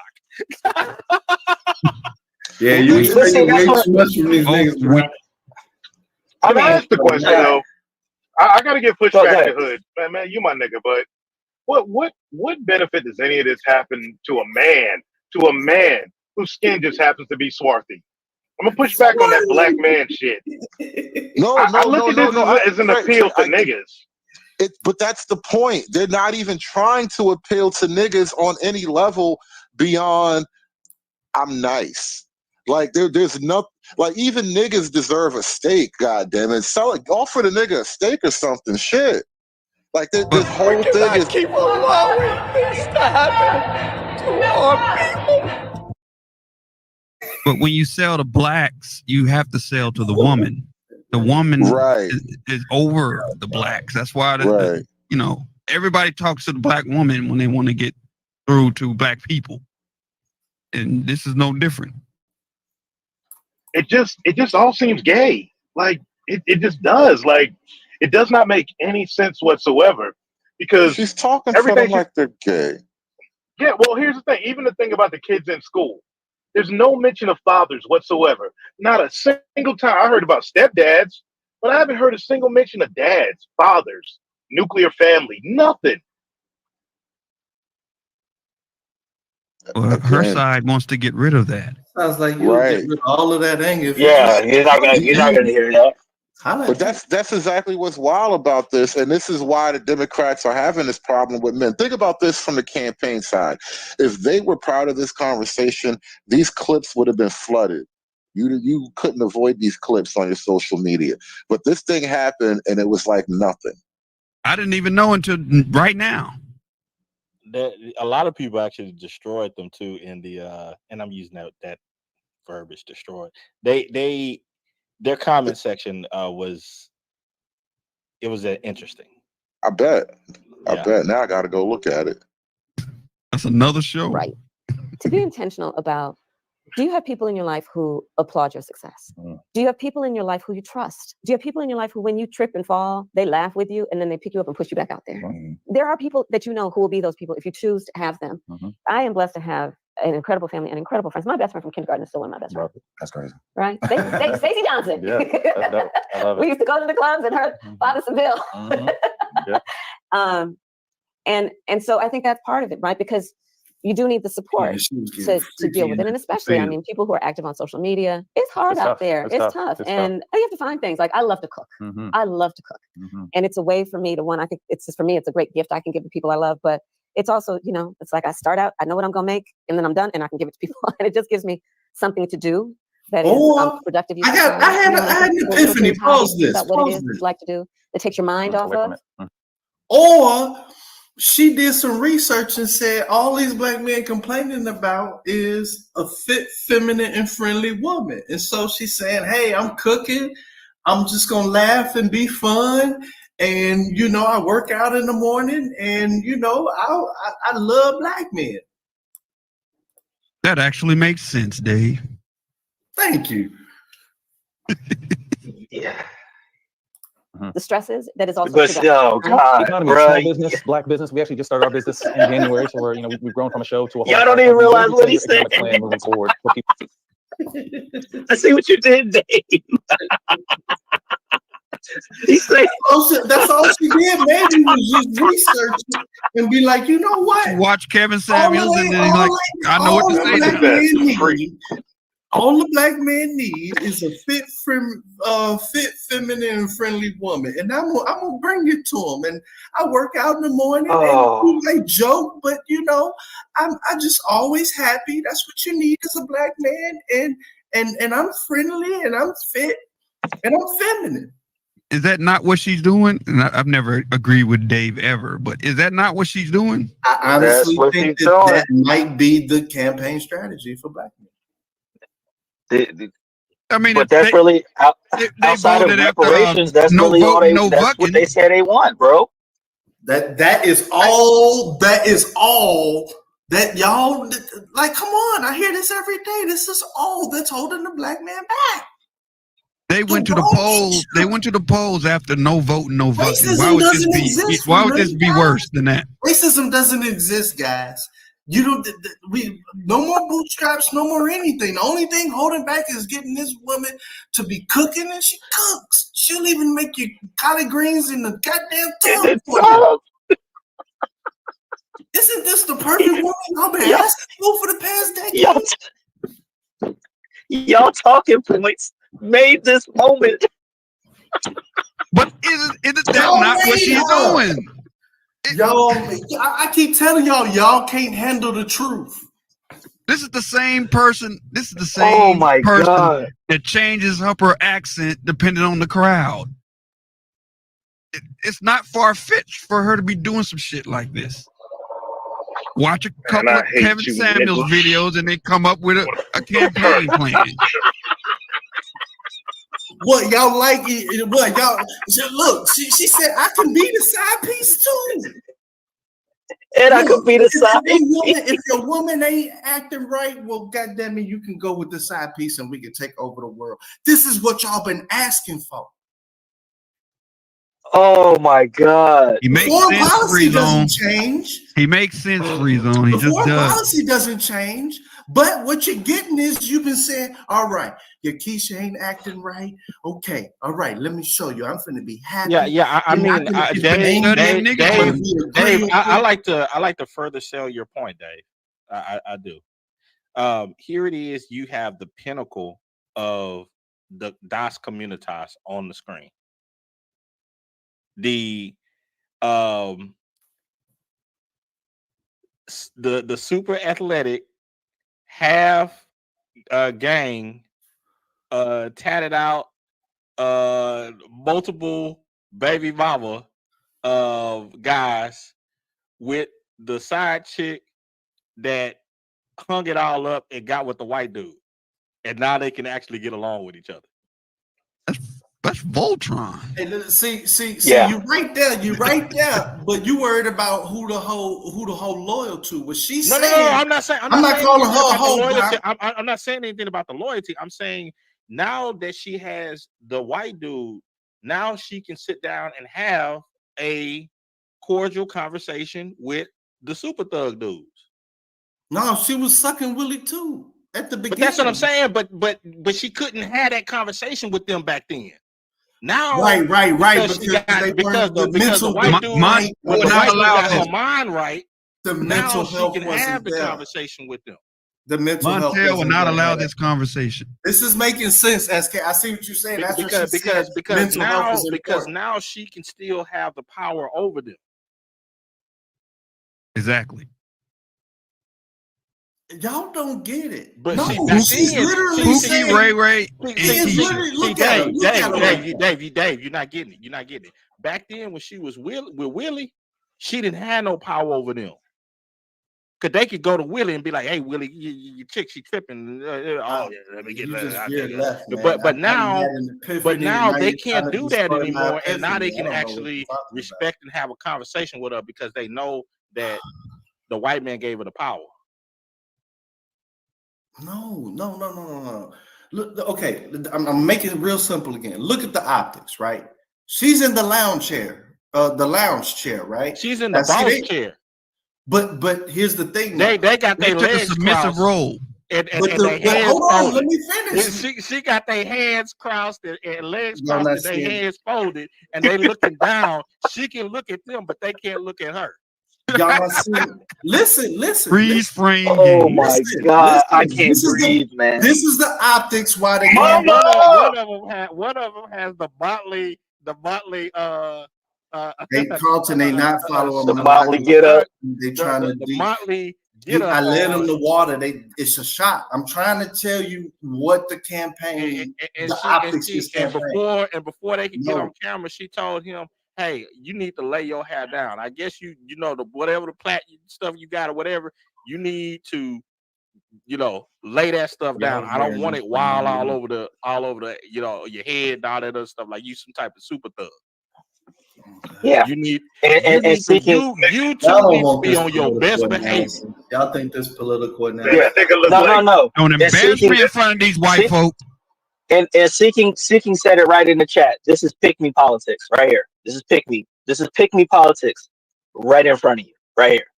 Thank you. What the fuck is pick me about? You gotta explain that one. I'm trying to. I was starting there, and y'all was starting to make a joke. Not you, nigga. Free zone. Yes, you gonna ask him to explain it. I'm the one that brought it up. I sat here and there to listen to y'all come up with all this other shit for a whole hour. You don't make sense. And I say, here it is, and now, you don't know. No, he did make sense. The very thing that we paused this video for, because I thought Dave was gonna say some dumb shit. And I closed my eyes. I was waiting for it, and I was like, you know what? You gotta get over your hate of me, bro. Let the hate go. You can't explain it. I need free zone. I need somebody intelligent to explain your point. So what she's doing is not saying anything substantial. I agree, but what she's doing in this interview is taking on a persona that is relatable to what black men in the space say that they want in the type of chick. Yeah. We're smart enough to know that she's full of shit, right? That's besides the point. But her strategy is to come across as someone who is somewhat Keisha-like because, in their world, she's a black woman. So in the way that they're viewing it, she's positioning herself as a Keisha that is willing to listen to you. Oh, so she's That's like how she's presenting herself. So she's like the queen of the Manosphere Enclave type chick. Well, that's what I said earlier. Yeah. She's the mother, the black mom who actually loves you. Yeah. That is what you're witnessing. When you combine your point and David's point, that's quite incestuous. I'm just saying. Okay. Yeah, like, it is like what she it probably is. heard. She probably heard about this interview. And hey, these basketball players want me to come in. I've seen them play a couple times, but I don't know what to say to them. And then somebody probably slides them a tablet and says, "Hey, we heard about this guy named BGS. Why don't you listen to a couple of things that he says?" They heard about Kevin. And whatever. BGS, Kevin, whatever. They're all the same. It's all the same shit. It don't fucking matter. But you know what I'm saying? There's Evan Samuels, and we wrote some notes, and we need you to tailor yourself to this. And don't say the collard greens in the tub thing because they ain't like that. But say other things that you work out and you play. That's all it is. It's a play. Hey, say his name 3 times, Free Zone. You know what I'm talking about. Say his name. Nah, we. You left him out. So that's the play, and the benefit. Now let me just play devil's advocate. The benefit is, you might get Keisha in line. Help me understand. You were doing so well, Dave. Help me understand. I don't believe none of this shit, man. I'm actually just trying to put on a thinking cap that ain't mine.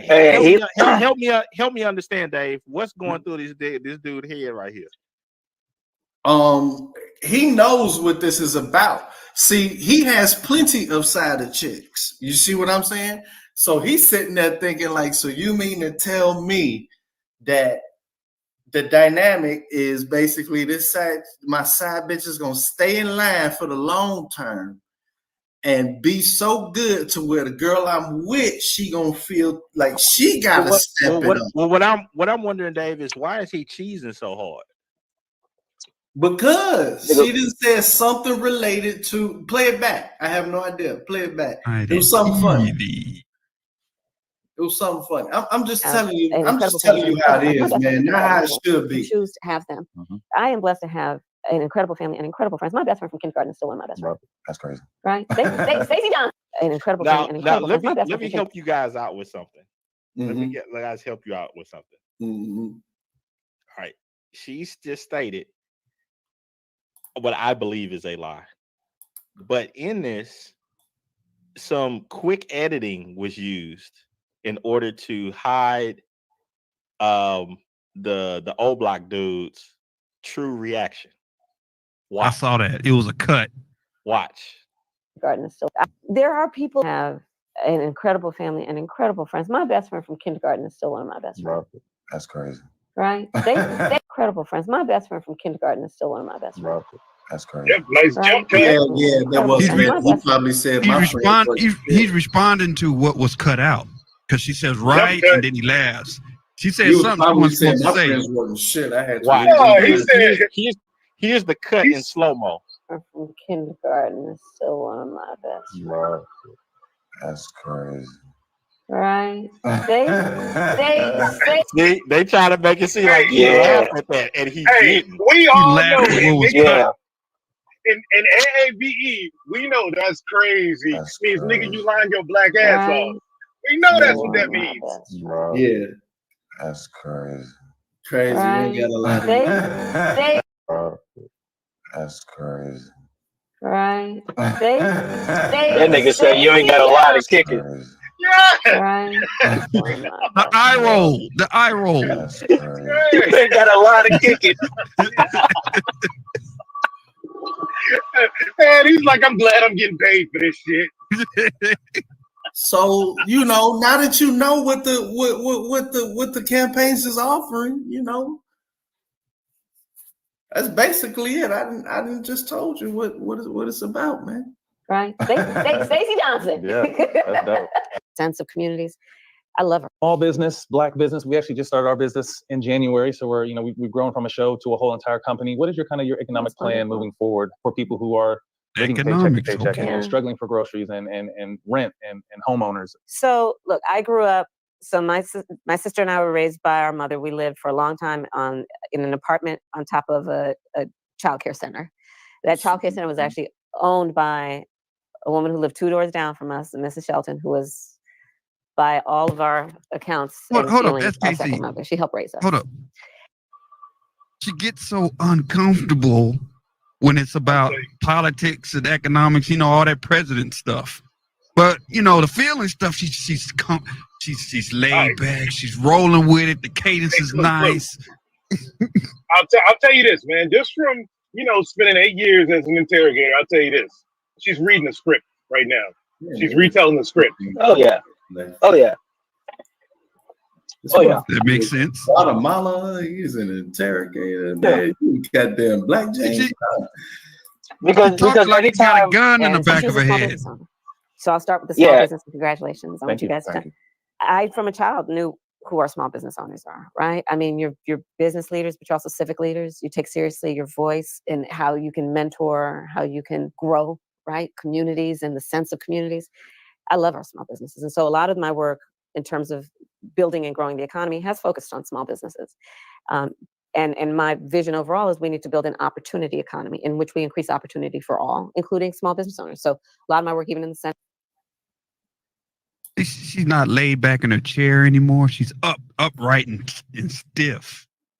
But when you're talking about, mental health, she slid back in the chair, kicked her feet up. This is under plans of how to improve the economy. Check how many times she says, small businesses. Does anybody know most hated plumber? Joe the plumber. Joe the plumber. I don't know. There's somebody in the back called Moses. Somebody. Oh Somebody. no, no, I don't know. I don't. Yeah. No. Yeah, he said Joe the plumber from that. Full screen up.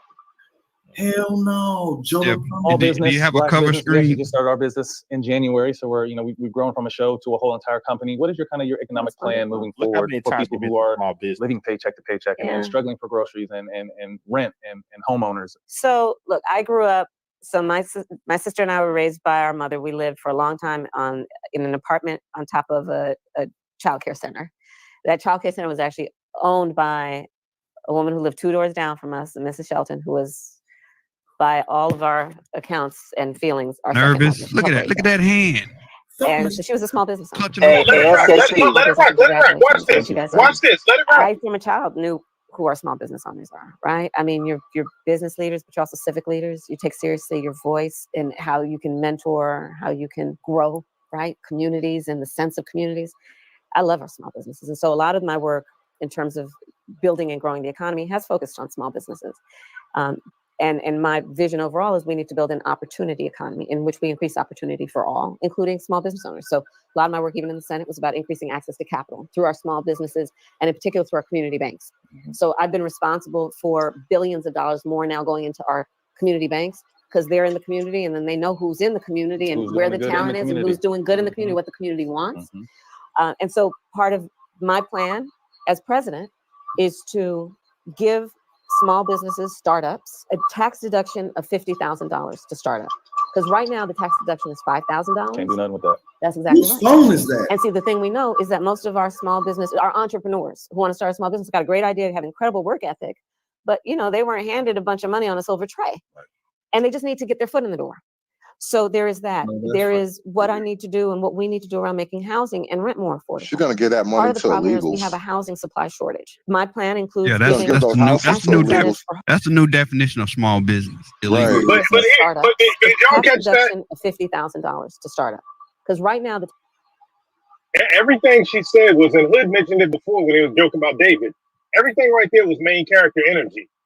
And remember, Scraggs invented that shit. That's what resonates with, the community. I'm gonna make everything about me right now. They resonate with that. Just a quick question, man. If you are starting a new small business and you're starting from scratch, how is immediately speaking, how would a $50,000 tax credit help you? It does. It's just emotional buzzwords because it's a big number. The number. Yeah, because you have to be getting money in to be taxed on it, so you can write it off. That number is what it's an emotional, everything she said to small business owners, wink wink, were emotional buzzwords. And to the logical people out there, they know that don't mean shit. I'm just listening. It's gonna let me know exactly who runs this business. That's exactly right. And see, the thing we know is that most a lot of niggas on this damn panel keep saying, "Oh, I got a business." I'm waiting for the answer because there's an easy answer. No. I understand from the aspect of if you're already in business and you have a general level of revenue, but I'm saying from the very beginning. From the very beginning, here's how it goes. So unlike how we have to pay our whatever we owe to the federal government, if we owe to the federal government every single at the end of the year, businesses have to pay it at a way more frequent interval. So with that tax credit basically is a cash. Listen, it's a cash flow infusion because that money that you would normally be paying out literally quarterly, if you're staying up to it, that credit would basically wipe that actual cash payment from having to be made. Okay, Dave, I understand how business works. What I'm saying is most small businesses fail. Most small businesses do not jump in utilizing $50,000 tax credits. Yeah. How does a $50,000 tax credit help immediate small businesses? You're not supposed to hear the word tax credit. That's what I get it because that's not I a get it. I get it. $50,000 infusion of cash. You're not supposed to I hear get the it. word tax Y'all wouldn't credit. understand that because when I say, "Hey, so what that I got a job and I make money," I still think that I'm supposed to get what I owe for reparations. Y'all can't understand that, so God damn y'all it! can't understand Our what I'm small just business, saying our right now. entrepreneurs who want to start a small business, got a great idea, have an incredible work ethic, but handed a bunch of money on a silver tray, and they just need to get their foot in the door. So there's what I need to do and what we need to do around making housing and rent more affordable. Part of the problem there is we have a housing supply shortage. My plan includes giving tax incentives for home builders to build 3 million more homes by the end of my first term to increase supply to bring down costs, and to increase home ownership, a $25,000 down payment assistance to first-time home buyers. Can you pause there right there, SKC? How about two things. First, going back to what you said before, Trump gave y'all niggas PPP loans. Look how that turned out. What the fuck is a tax credit gonna do? That turned out good, like a motherfucker. What are you talking about? Look how it turned out. It seemed like you hate when niggas get money. Going right over your head, David. Somebody actually come up in this world. No, let's go over here. This homeowner credit. Did she mention anything about financial literacy? Any of that? Like, only people gonna get homes are the motherfuckers How that like literate do you Asians. have to be to say, all right, pay my bill? Nigga, can you shut the fuck up? Goddamn niggers. Here's the thing. Financial literacy. Financial literacy. Ain't nobody getting turned down for the house when their credit is right, when their financials are right. Ain't nobody getting turned down. Yeah. And another reason why the whole money thing, as far as like, I don't know, man. As far as the business aspect of it, it's just that when you look at a lot of the reasons why most businesses fail, a lot of it is there is insufficient capital reasons, but a lot of the other reasons have nothing to do with money. Where you got poor management. Some people start businesses that are in areas that the market has no demand for. Like, there's a whole bunch of other reasons that this just having $50,000 tax credit just doesn't speak to. It doesn't answer that. So are you advocating for commie policies to pick and choose which businesses fail, even if they aren't really run that well? No, I'm not advocating for anything. I'm saying that talking point that she is saying, number one, it doesn't answer their question. I don't think that it really answered their question much, but even more so, most businesses that fail, a $50,000 tax credit isn't going to help. That's what I'm saying. I'm not saying that they shouldn't get it. I'm just saying it doesn't fully answer their question. So tax credits for big corporations are great, but tax credits for the little guys don't. Dave, I didn't say that. If you're not generating enough revenue to keep your small business afloat, the tax credits aren't going to generate the revenue for you. Bingo. So you want her to generate the revenue? Yes, make the business. No, she's not going to do that. But that's the point. Her money isn't going to solve the problem. It's an empty gesture. Yeah. The phrase tax So credit. is it a good or bad thing? Hold up, Dave. The phrase tax credit for a startup does not make sense. The phrase, it's not grammatically correct. It doesn't make sense. Nope. Why not? Because money has to already be coming in for you to write something off and get a credit. You own a business, you know that. Just like that whole house credit. Yeah, but the government is not responsible for making sure that I have good revenues. Okay, so what is she offering then? She's offering if your business. I'm telling you, she's your offering business a hasn't started yet. Oh my God, she's offering a discount to having to pay taxes. But if you, she said, cut. I'm sorry. She said it's going to help startup. It's a tax. How can a tax credit help a startup? Thank you. How can not paying taxes help? Any business? No. Tax credit. You gotta pay attention to the term. Tax credit. Dave, you can easily, Dave, you can easily go out of business before you ever are owed taxes, and you can defer the tax payment for a little while anyway. And so the problem is you have to be able to generate revenue. So if you're generating revenue, that's a you thing. She's not going to be the one who generates revenue for you. The tax credit isn't helping you be successful. You have to be successul, and then the tax credit will help you. Wait a minute, and hold on. On top of that, look, ain't this the Y'all party? conservative? Yo, ain't Wait a this minute. the First off, party is this hood? Is this hood conservative? Can I take back my good job from Dave? Because I gave him a good job earlier. He's doing so good. And then he went into baby mama babble. No disrespect, Dave. But you... Y'all crazy, man. Hey, I find it crazy that y'all wouldn't make it in the Republican Party, bro. No, Dave, listen to this though. I dare you go around Republicans and say what you said about Dave, why is the Democrat Party, who has made a staunch platform, Dave? Why the Democrat Party is making a staunch platform about cutting taxes for businesses, in which they always talked about the other party was doing it?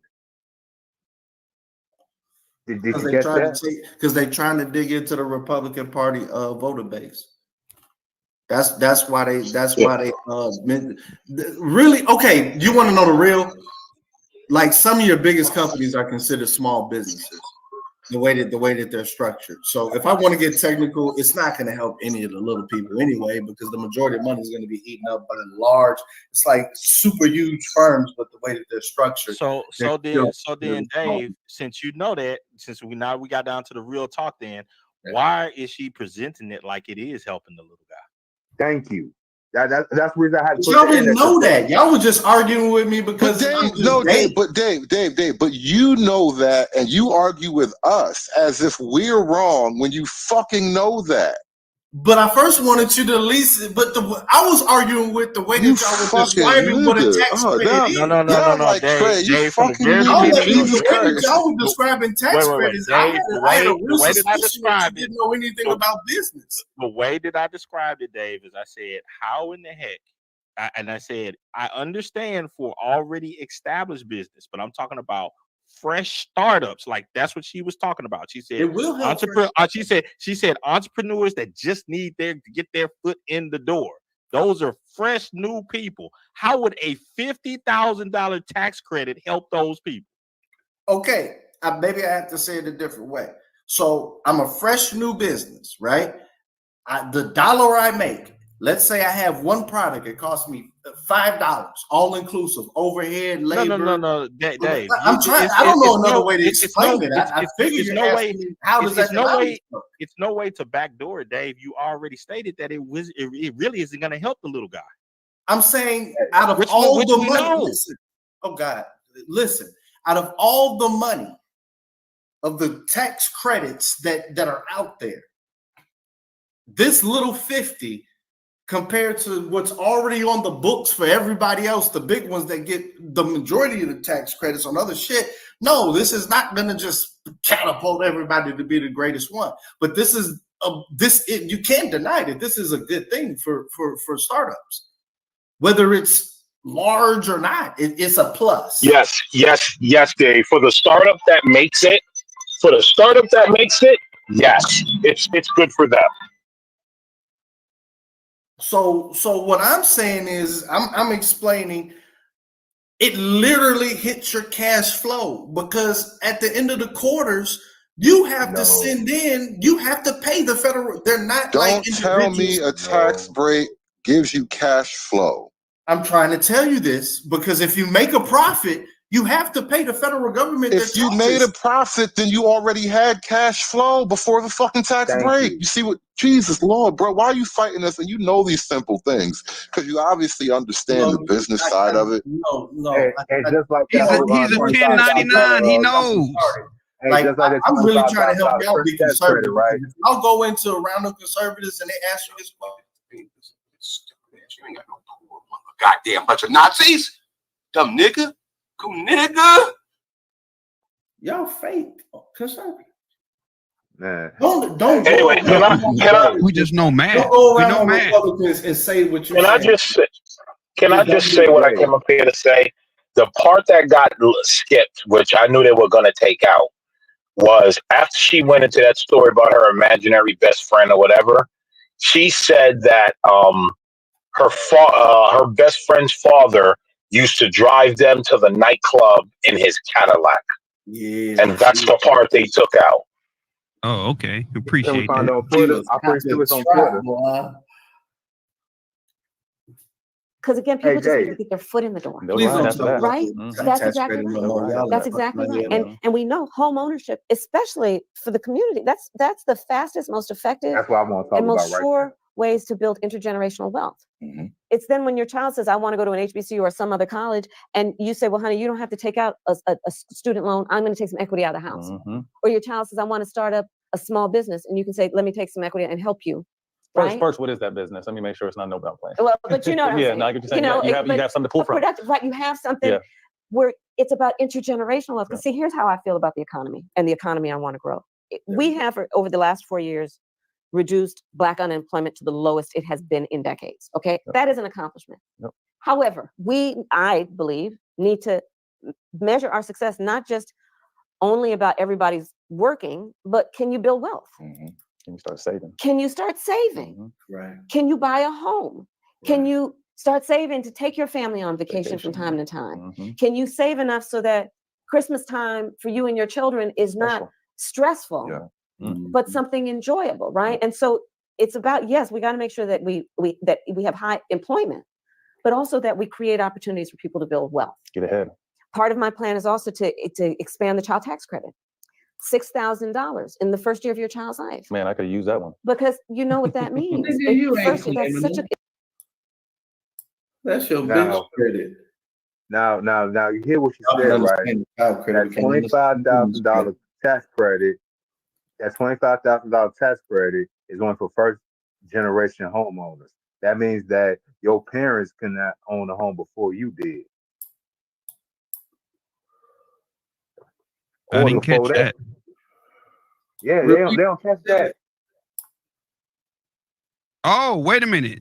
You know who benefits? Illegals. Yep. Yeah, I was getting ready to say all that's going for the migrants. Is this first? I thought this was first time home buyer additional generation. First generation. You see, Let me Jay, look what this got pay up. attention to the word? Let me look all of this up. Part of Them Haitians are gonna get over on but y'all. also that we create opportunities for people to build wealth. Get ahead. Part of my plan is also to expand the child tax credit. $6,000 in the first year of your child's life. Man, I could use that one. Because you know what that is. All right, let's read. That's the fastest, most effective, and most sure ways to build intergenerational wealth. Home ownership, a $25,000 down payment assistance to first-time home buyers. Because again, people just exactly what I said. Y'all just said. Wait, shut up, man. That's exactly right. And we know home ownership, especially for the community, that's the fastest, most effective, and most sure ways to build intergenerational wealth. It's then when your child says, I want to go to an HBCU or some other college, and you say, well, honey, you don't have to take out a student loan. I'm going to take some equity out of the house. Or your child says, I want to start up a small business, and you can say, let me take some equity and help you. First, what is that business? Let me make sure it's not no belt play. Well, but you know what I'm saying. No, I get what you're saying. You have something to pull from. Right, you have something where it's about intergenerational. So she said first time buy. Okay. I swear that's what I thought she said. Okay, because the other one just sounds like Haitians are gonna get over. Haitians are gonna be living in nice houses. You know something though that I find interesting in this, in all of this, and I kind of want to quiz you guys really quickly. This idea of family being able to pull out equity from the home for college. For college, for business, for all of that stuff. What does that require? Equity. No. You gotta have equity. For you. Credit. No. A job. You have to have income. I can tell you that much. Oh, okay, but continue. You got to own your home. You have to have. Hold on. You have to have income. You know the rules. What you want to know? What the LTV and the No. Keep going. You have to have. Only thing you really need is you have to have. You have to have an intact family because it ain't nobody in some broken crap is going to actually take out a loan for your weed business when you've been shown to be a dude that's running the streets and all this other junk. I thought we were talking about sending your kids to college. But they were talking about earlier. They were talking even for that. I'm confused, SK. I know. What else is new? She said this 25 was for home payment and went into equity so that you can pull out some of the equity on a second mortgage or a line of credit to send your kid to college. The 25,000 is to help you with the down payment. Right, and over the years you'll build equity in it. Over the years. Yes. The years. Yes. But if after she's long gone, if you doing this with a broken family unit, the chances of you keeping that house drop dramatically. Wait, so black men don't own homes? Okay, here we go. Let me get up. Yeah, play the video. Play the video. See, here's how I feel about the economy and the economy I want to grow. We have, over the last 4 years, reduced Black unemployment to the lowest it has been in decades. Okay, that is an accomplishment. However, I believe, need to measure our success not just only about everybody's working, but can you build wealth? Can you start saving? Can you start saving? Can you buy a home? Can you start saving to take your family on vacation from time to time? Can you save enough so that Christmas time for you and your children is not stressful, but something enjoyable, right? And so it's about, yes, we got to make sure that we have high employment, but also that we create opportunities for people to build wealth. Get ahead. Part of my plan is also to expand the child tax credit. $6,000 in the first year of your child's life. Man, I could have used that one. Because you know what that means. That's such a critical stage of a child's development. I was just about to type in bobbleheads, SKC. A family's got to buy a car seat, a crib, the things that the necessities. Because I start from the perspective that the vast majority of parents want to raise their children well. They love their children, but don't necessarily have the resources they need. And if we understand that the children of a community are the children of the community, we'll understand that an investment in something like the first year of a child's life benefits all of us. But these are things about building what I call an opportunity economy, which is about helping people not just to get by, but to get ahead. Because most people, look, here, maybe you've gathered this already. Here's where I come from. Most people have ambition. They have aspirations. They have dreams. And they are willing to work hard. And if we give people the opportunity to actually meet those goals, they jump for it every time. But not everybody starts out from the same place in terms of having the opportunity to just get in there.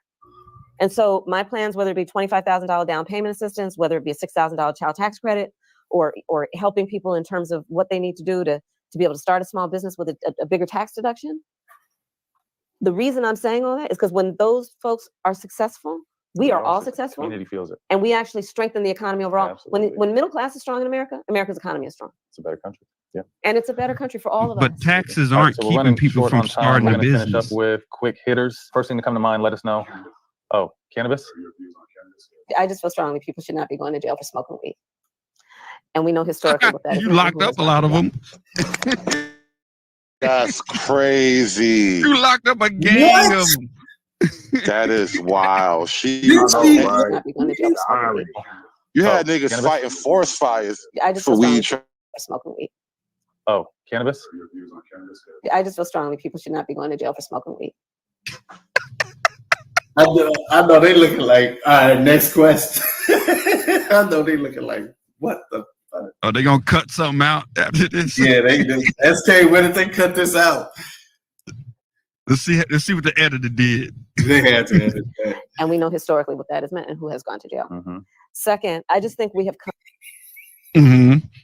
Look at his face like, and we know historically what that has meant and who has gone to jail.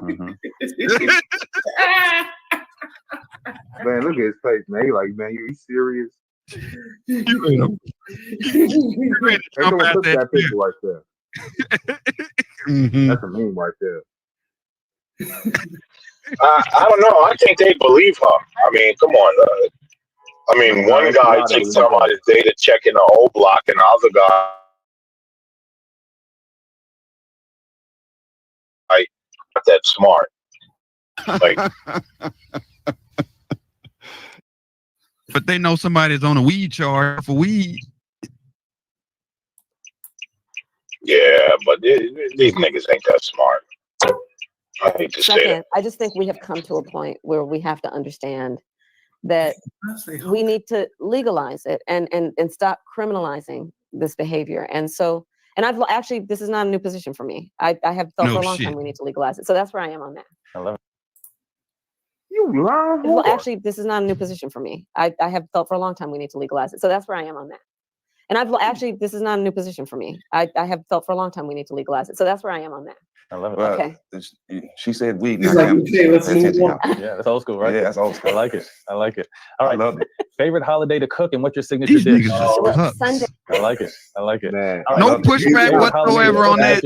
and Yeah, that's old school, right? Yeah, that's old school. I like it. I like it. niggas All want right. love they Favorite holiday to cook and what's your signature dish? Well, Sundays are my Oh, favorite days Sunday to cook. dinner. Sunday family dinner. Okay. I mean, these Here days we go. it's more difficult for me than ever. But Sunday family dinner, Yeah, get my everybody happy together. place, and whoever is around, bring your friends. Oh, party. I'm gonna leave you my Yeah. number. I want to get invited to one of these Sunday Okay, dinners. I'll be back. okay. You guys are welcome. Yeah. Best musical artist in Bay Area history. Ooh, put her on. Best musical. E40. Oh my fucking God. She gonna say Theater. E40. Fucking God. God, this is the Christ. I knew he was gonna come back at the right moment, man. Damn. I was listening the whole time, like, bro, this whole thing is lame. I mean, they kind of started talking a little bit about, policy and actual politics or whatever, but then, what's your favorite Bay Area rapper? Jesus Christ, man. This is why I don't like black culture stuff. I don't watch a lot of black media. Yo, It's so fucking you see how shallow. Steven Jackson dressed, bro? He dressed like he's the anchor from the 1970s with that damn outfit on, bro. I don't know if he's doing an interview or about to go to. That's Motley Jackson right there. This Bye. is Oh, ever? Now my What mind is opinion? going through lots. What I mean, I could go with Too Short, but I Can't go mean, wrong with Too Short. E40. short. Raphael is. Drop I you could one go with with Too Short Dog, Short, Raphael but I Sadiq. mean, President. yeah, Raphael Sadiq. lots of. I mean, Wait a minute. I could go with Too Short, She could have but I went with mean, Tony. Hold on, yeah, wait a going minute. through lots. I mean, Somebody's I'll just, feeding her. I could Short go Dog, with Too and Short, she but went with the real baby. Somebody She went with somebody Short fed her Dog. some rappers. She No, still got those dog. earrings No, on dog. too. She is marketing to black men like I told you. Somebody just fed her in her earpiece some rappers. Dang, she said. Look at her Too face. Short. She's She listening said, to I'm gonna something. get the black man vote. Hell no. I mean, she ain't got Somebody too much fed of a her black some man rapper vote. names.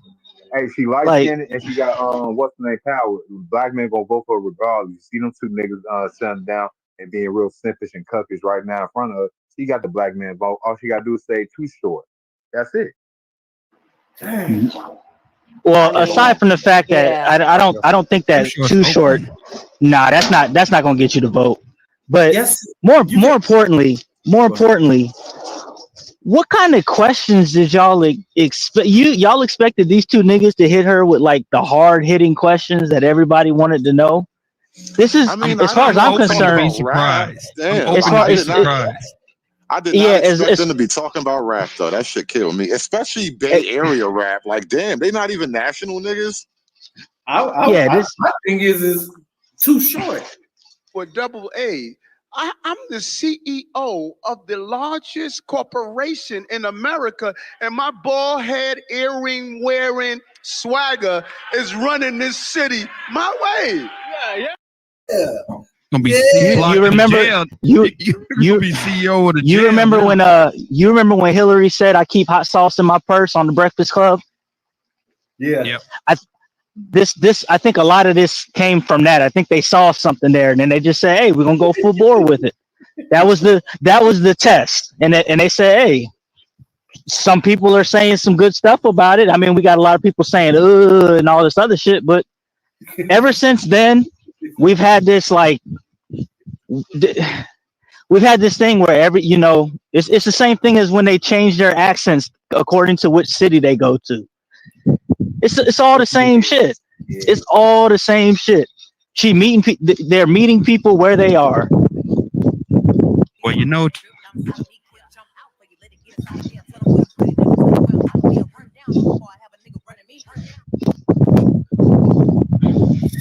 Taraji, I be out here in these streets. Platform. Damn. Exactly, New. Exactly. Yeah. Tupac had his. Yeah, his he claims rappers, yeah. He claims they're 40. Yeah. 5 dinner guests, dead or alive. I'm gonna get emotional when I say this. My mother and my husband never met. Oh, okay. My mother passed away. Guests, dead or alive. I'm gonna get emotional when I say this. My mother and my husband never met. Oh, okay. My mother passed away before we got married. Did your father and your husband my ever mother meet? And my husband never met. Oh. Hold on. So if I I'm just saying, like, cause that nigga's still alive. I heard that nigga live right down the block from the White House, by the way. Like, Papa Harris allegedly lives within walking distance of the White House. Oh man, he in there. Wow. Streets have it. That's what the rumors say. Yeah. They're on 1500 5 dinner guests, dead or alive. I'm gonna get emotional when I say this. My mother and my husband never met. Oh, okay. My mother passed away before we got married. So if I could put him at the table with my mother, Shirley Chisholm, first Black woman to run for president. That's big. Oh, and I would so love to sit with her to run for president. That's big. Oh, and I would so. I know y'all finna go crazy. Know who she is. So be quiet. Y'all finna fucking go crazy. Y'all niggas finna fuck around. Y'all finna make Baller X. Go ahead and make Baller X. Y'all really go nuts. I swear to God. Oh, do you guys know who Shirley Chisholm is? Yeah, look. I should get that clip, man. I'm gonna try to see if I can find the clip. Well, let me let this play. So love to sit with her. I would so love to sit with her. I mean, I feel that I know her because I have studied her life. You're walking in her footsteps. And yes, that a path that she created. Right? It's a beautiful thing. One of my heroes is Thurgood Marshall. And you talk about like him being active in the streets and what he did in terms of representation, and then went to the court and carried that over. Big. Who's that last seat going to? You know who I saw recently, who I just love, but he's one of two, the Justins from Tennessee. They refused to be silenced. They're both in the state capitol. Okay. And they were speaking up about gun violence. Okay. And then the other legislators tried to shut them down. And Justin Jones is actually from Oakland, and where I was born at Kaiser Hospital, Oakland, California. Yeah. Okay. Yeah. That would be kind of a good mix, because then that's kind of different generations of leaders. First thing you do in the morning, last thing you do before you go to sleep. First thing I do in the morning is work out. There is a prayer that comes in after that. Yes, of course. Every day. And last thing, usually to tell my husband I love him. I like that. What's your guilty pleasure? Do you have any? Yes. One of my guilty pleasures, especially when I'm on the road, are my Doritos. Oh, what flavor? Oh, that's a nasty freeze frame. There. Why you freeze there? One day, the killing joke. That's the killing joke right there. Bro, that is a mean freeze frame. Big screen that whole thing. Riding the lightning right there. Big screen that freeze frame, bro. Yeah, we need that for mematic purposes, bro. Hey, is this what Willie Brown saw when he was above her? Is this what he saw where he was above her before he gave her to Money Shot?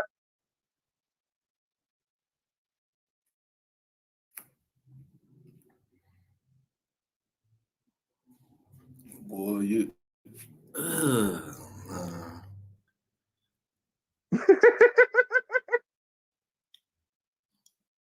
Stop it, crazy! Stop it, You need some music or something. bro.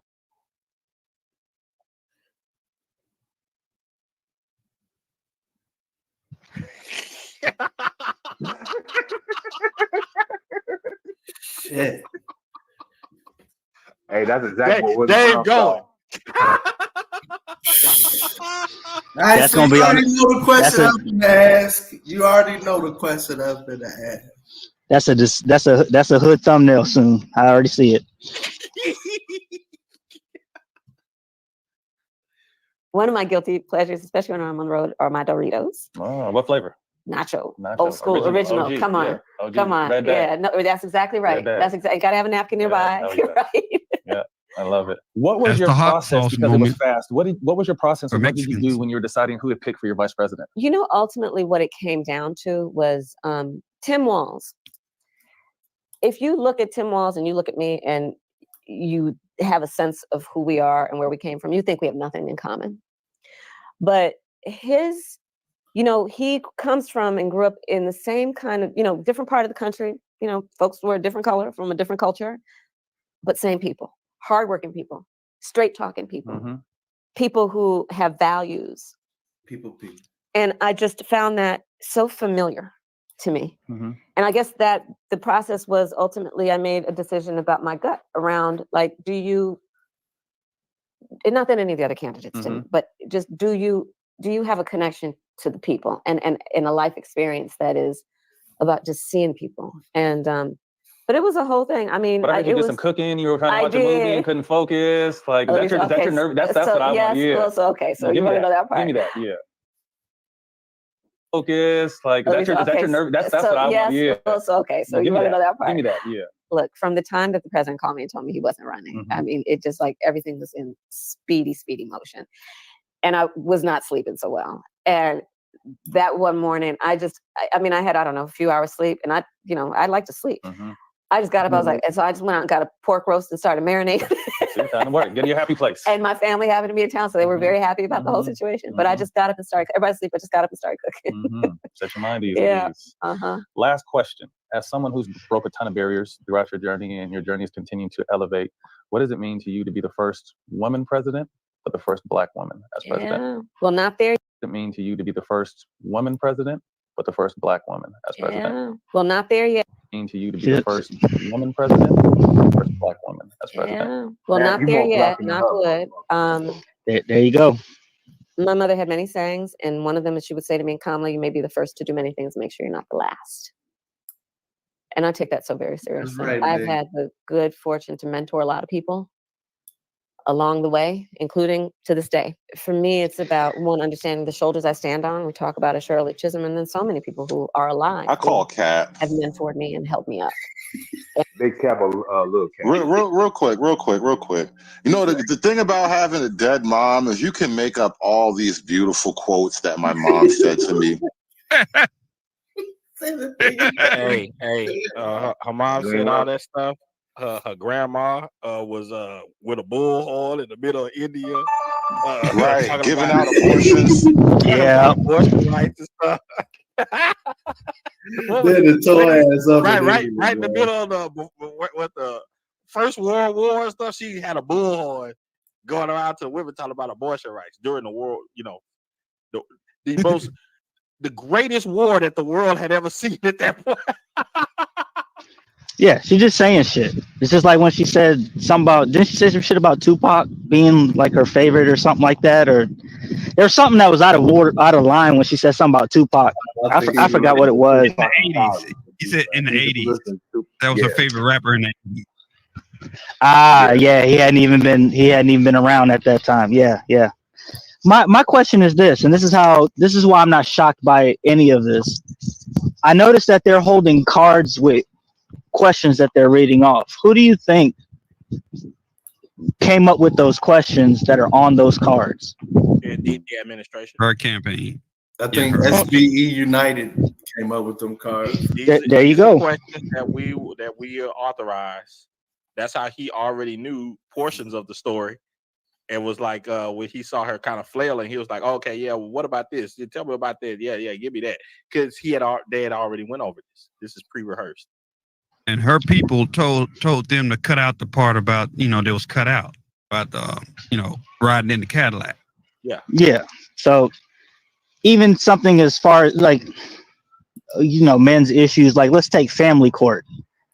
That's not going to be a question that's on that card. It's just not going to be.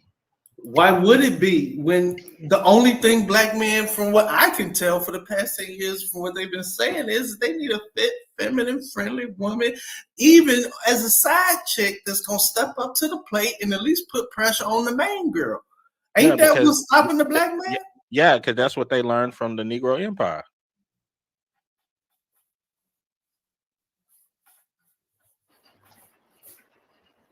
The silence is And I deafening. feel so strongly that, each one pull one. You got to leave that door open more than it was when you walked in. And that's what it means to me.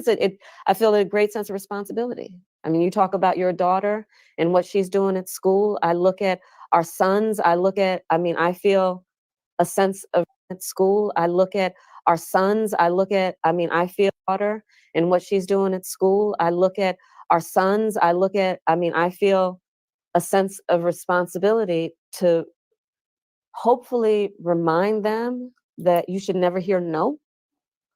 You should never hear nobody like you has done this before, or it's not your time, or they're not ready. Like, don't hear that. Don't hear that. I eat no for. That's right. Just as a reminder, I'm just kind of wondering, am I off in this hood? She has no progeny of her own. No. I think you mean sons of our community or America. I know, but even of the quote unquote, if she wanted to claim the whole black thing and all of this, she has no progeny. Not only that, her stepkids are like weird and demisexual or something. Oh, don't Oh, say they the want D the word. binary. Think about this. We though. do. There is a shortage of good stepmothers out here for black men, like single childless stepmothers for black men. Come on, man.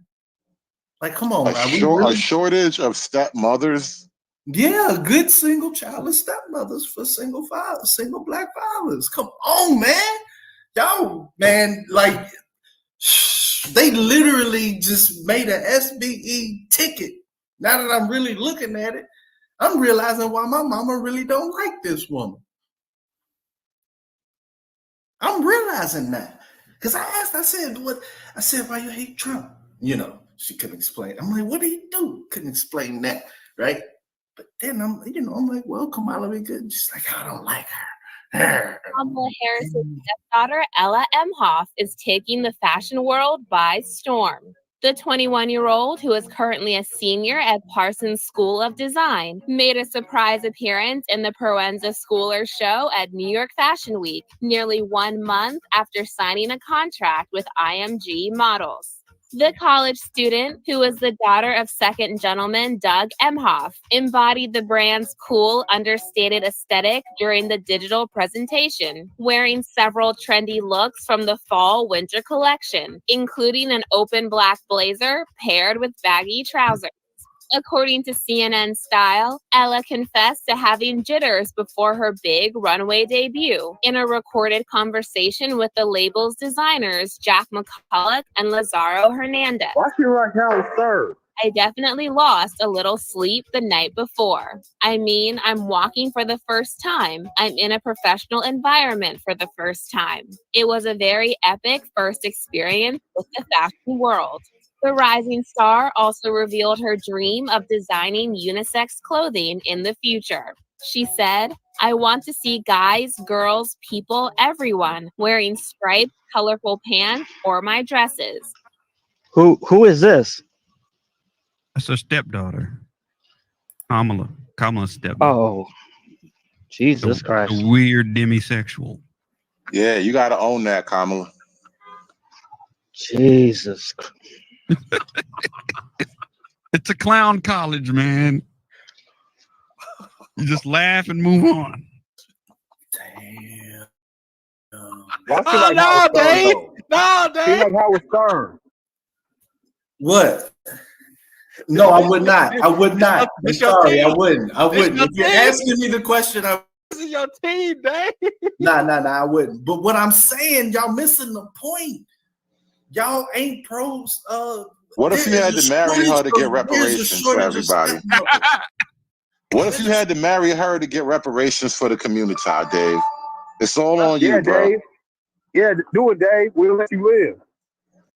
Marry what? Oh, now he can't hear. No, ask the question again. If you could, you can hear it, nigga. Would you marry her? Would you marry her to get all of us our reparations? Oh, for everybody? I might take one. No, I can't, man. Answer questions like Kamala. I don't know, man. I don't know. That nigga said if you can hum, you can hear. That's crazy. That's so bull. Hey, you ain't never heard that. Hey, look at those girls over there. Y'all niggas is crazy, man. Dun, dun, dun, dun, dun, dun, dun, dun. We still waiting on the answer, man. Dun, dun, dun. Do, do, do, do, do, do, do, do, do, do, do, Well, do, we're waiting. do, do, do, do, do, do. For $1 million? Wah, wah, wah, wah, wah, wah, wah. Why don't y'all answer the question first? Nah. We don't want reparations. First. Wah, wah, wah, wah, Yeah, we don't want it. You know what I'm saying? Y'all don't make nobody else. Y'all. You're the one that wants reparations. What are you willing to sacrifice? Y'all coning. What are you willing to sacrifice for the people? I ain't saying We cannot keep on what happened to our people. That's Dave in 1950. I mean, 2050. In 2050, that's Dave. He said that's 2050 days. Oh man, y'all ain't need help, dude. Y'all ain't need help, dude, man. Y'all just let them crap and help on TV like that. This is not plat approved. I don't know why y'all against. That's not what Platt would say. Why y'all? There is a shortage of stepmothers out here. That is not what Platt would say. Childless stepmothers out here, and y'all saying I give a fuck about stepmother. I ain't a sucker. no. I'm saying, okay. What if you have a kid for the black men that have single dads out there? Dave, what happened if it was a prophecy that stated that once you marry her for life, faithfully? Man, y'all crazy. That reparations would come and the resurgence of the Negro Empire would rise again. Do it for the empire, Dave. We still got plastic surgery. Would you do it for the would empire? you do it for the Negro Empire and reparations? How much? Do it for the culture, bro. For the culture. Why I gotta answer these questions? Cause you supposed to fuck on. Dave, you supposed to fuck on. Damn, he going crazy, boy. This girl really. You might like it, Dave. Crazy. Hey, play the flag. Hey, play Crazy. You already know, man. If I gotta answer that, then if you know, you know, man. You might like it. Hey, I'm just you saying, need you some of might that like it. platinum elite motivation right now. I'm in this shit to win this shit. I'm out here in these streets. Quit being bitch broke out in these streets. If you know, you gotta fuck on Staying something. on business. You know, that's all I can tell you. You know what I'm saying? Y'all supposed to know the answers to this shit, man. That's why, man. You see what I'm saying? You ain't down for the cause, bro. You ain't down for. You ain't down. You got to see it to believe it. We've seen Obama do what he does, and now we have an opportunity to possibly see you. And to me, right, 5-6 daughters, and I have a daughter. Just to be able to see it means so much. Right. Well, because there's so many. Obama did what sadly, for the gays? There's so much good in the world. So let's start with that. And there's so many positive messages. Mm-hmm. And there are some that are not positive. Oh boy. And that would suggest to our kids, to our young people, that they're alone, that they don't have champions, that they don't belong, that they're not entitled to, that they don't have rights, including the right to be a leader. Right. And I hope that in my career and in my work, to the extent I am able to help people reject that I can do that. I love it. Before we get out of here, we would like to give you our first ever coffee. Oh, you're podcast kidding! To ever have a coffee table book, Simon & Schuster. We did a partnership with them, so we want to sign this. Please do. For you. Oh my goodness, that's wonderful. See, this is a lot of new stuff happening for you guys, huh? We gonna talk about that. What is over that bitch? All the Smoke Productions. Okay, so productions adding that. Just added it to Is that in the book? Oh, that's wonderful. Thank you So all. all the stories, some of our He's favorite like, I'm guests, not reading this. they're thinking everything from mental health to family to business to basketball to. I'm so glad you guys are. I mean, on everything, but on the mental health piece. Yeah, I think it's huge. Because that's especially your coming niggas, from and you the need two help. of you and the folks that you. I gotta see what can you pull up the comments for that for this video? I gotta see the comments, man. Yeah, run through some of them.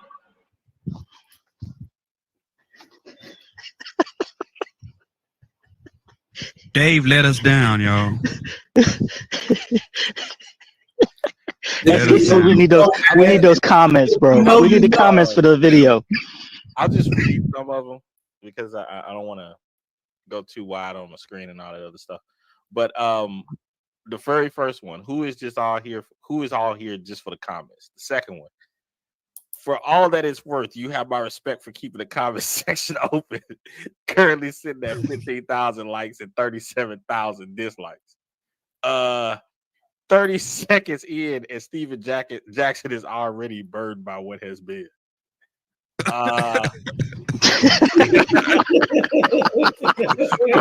First time watching this show, you guys are bored as hell. What kind of interview was this? Came to add that I also grew up in middle class.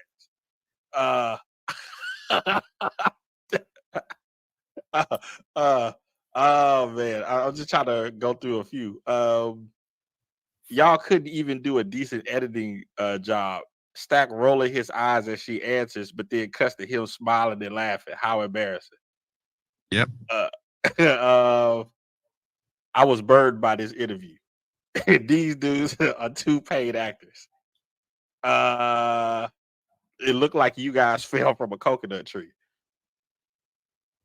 Now you know why YouTube removed the dislike button. I gotta go on mute for 1 second. Somebody said this is all the smoke and mirrors. Yeah, somebody said this is the longest Trump ad I've ever seen.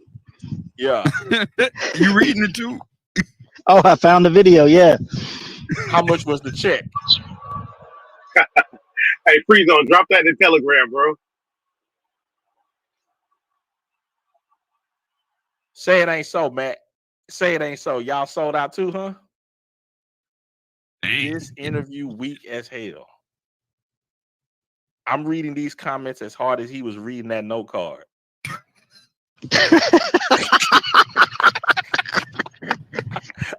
I scrolled for 10 minutes and couldn't see one comment of support of Kamala. The comment section knows, bro. There was no smoke given in this interview. Somebody said the check cleared. Definitely. Damn, that's hard. I thought these guys used to play basketball, not softball. Somebody said the children of the community are the children of the community. Kamala Harris. They just going in, man. A woman from South India can never raise two girls to be a proud black woman. 2 millionaires retirees asking another what her economic plan is, and the first thing out of her mouth is completely irrelevant. No one cares you were raised middle class. Good for you, but they care what your plan is, and you appear it appears you have nothing. All the smoke podcast wanted none of the smoke. That's facts. Man, I gotta see a lot of Donald Trump 2024s. Are niggas waking up? God damn it, Free Zone. If you don't stop taking my word, god damn. My bad, but There's one comment that already has 659 likes. It says comments are better than the interview. Oh, that's facts. At least we're getting the truth.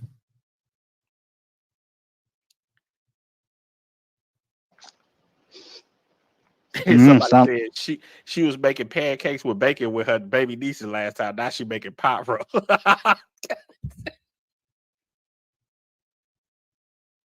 Why does her accent change mid-interview?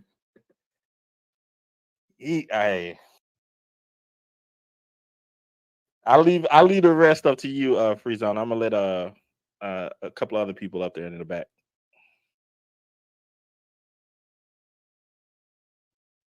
to the they cooking her in the comments. I'm just wondering, are niggas waking up?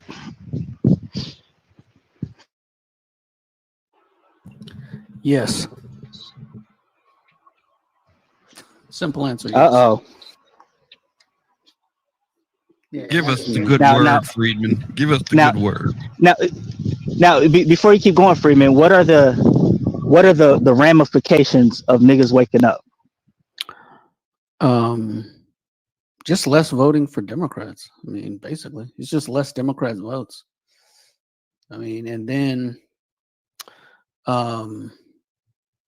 overall, what happens next really is going to tip the scales, right?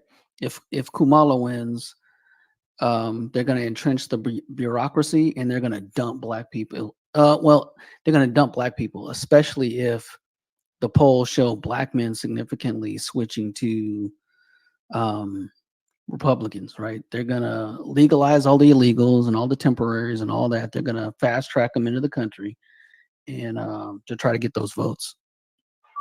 So it's over for black people if Kamala wins. Now, if Trump wins, right, and he gets the illegals out, Democrats are going to have to kiss a whole lot of black voter ass to stay in power. They're going to have to, right? Because their plan for replacing black people is now gone. And they thought they were going to be able to replace them with Latinos, but as Texas has shown us, that just didn't happen, right? Because there are more than enough black people and Latinos and liberal whites to make Texas blue, but apparently there are just too many black and Latino Republican voters. God, no, please, don't talk like that. Well, they can't. Legal immigrants. Legal immigrants hate illegal immigrants more than we do. We put them.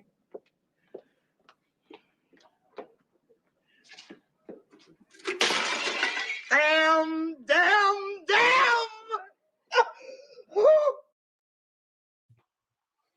Everybody dropping like flies. Man, that's how I feel when you talk about making Texas blue. Yeah, it's not going to happen, man. It was just that's been a narrative since what's his name? That female governor. The female governor. Oh, it's been that way since the female ran for governor. I can't remember her name. Well, she when got she blown lost out, to though. Rick Perry. Pink sneakers got blown out though. Yeah. Right? What's his name got close? The O'Rourke guy. He got close in an off-year election, and they were like, "Oh my God, it's turning." No. It's been a complete wipeout at the state level since that blip. So Yeah, because anyway, what so what's happened, going on? man, is what happened with Texas though is that when they opened that border up, all those blue areas down there along the border, overnight they became red. Yeah. There is like, hey, we don't want this. This is a little too much. So, but hey, what's on the screen is nearly 3 in 10 black Republicans are under 30, right? So if you look at the stats, right, the black people that are Republican or lean Republican, for the old folks, it's only like 9%. Then you go to 50 to 64 bracket is 23%, but in 30 to 49 is 38. So literally, once all these black Democrat voters die off, the large chunk of black people are going to be far more Republican than they have been in the past. Right? But Freeman, you do know that's the boomers, and you do know that's the biggest population of old folks that's around, and pretty much they're gonna be around until the year 2060 projected. No, they're not. Not if the jab strikes back. Yeah, I They're said not, it. bro. My You mom's see 78, all these man. celebrities She's not gonna be dying around every until- single day. The jab is striking back starting now. No, they're dying now, bro. That 21% of all U.S. adults. My mom is 78, right? Her friends are dying left and right. They're not going to be here till 2060. No, once they die off, the biggest cohort is going to be 30 to 49, and that is way more Republican than any of the other segments. So it just is what it is. Then you get set in your ways after that. You're not changing. We've all seen dramatic situations where a secret lover shows up at a wedding, funeral, or another social event, causing chaos. Well, that's exactly what happened here. During a funeral service, a young wife was laying her husband to rest after his tragic passing when his alleged girlfriend decided to show up and make threats. Let's see how this unfolds.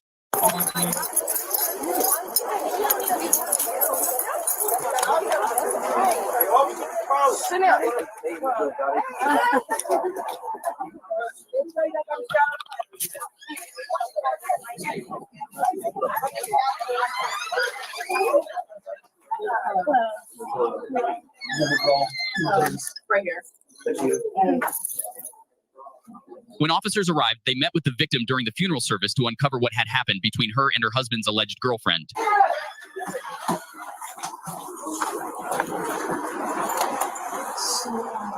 Again, I apologize. I just want to do everything the right way. But there's it's right here.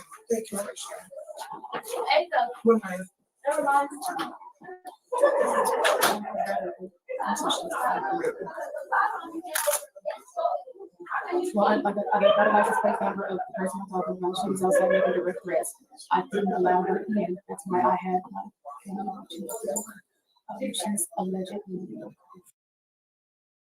She's been spreading rumors, telling lies, talking about that he divorced me and this is that. But I got my marriage license in my purse. Yeah, we're not worried about that. I just want to make sure who I know I'm going to That's it address when directly. we go out there. Yeah, So. that's it directly. And some of those people that's over there is my husband's family. Like I said, the dude with the braids is going down. Will they try to intervene if we try to arrest her? I don't know. I just need y'all to do whatever y'all want. Sorry.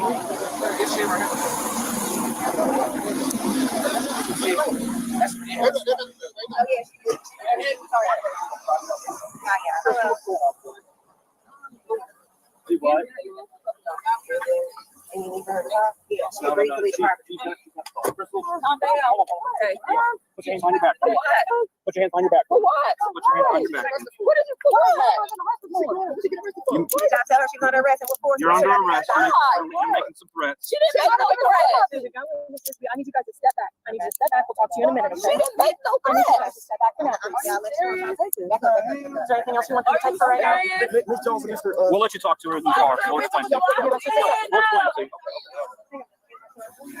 Excuse me, one of y'all talk to her parents and whoever her parents are. Back up, bro. Back up. What you doing? Back up for the police. Back up for the police. Sorry, it's my hand on your back, sir. No, you're fine. I mean, she's a grown woman, so, but we'll talk to her parents. Yeah.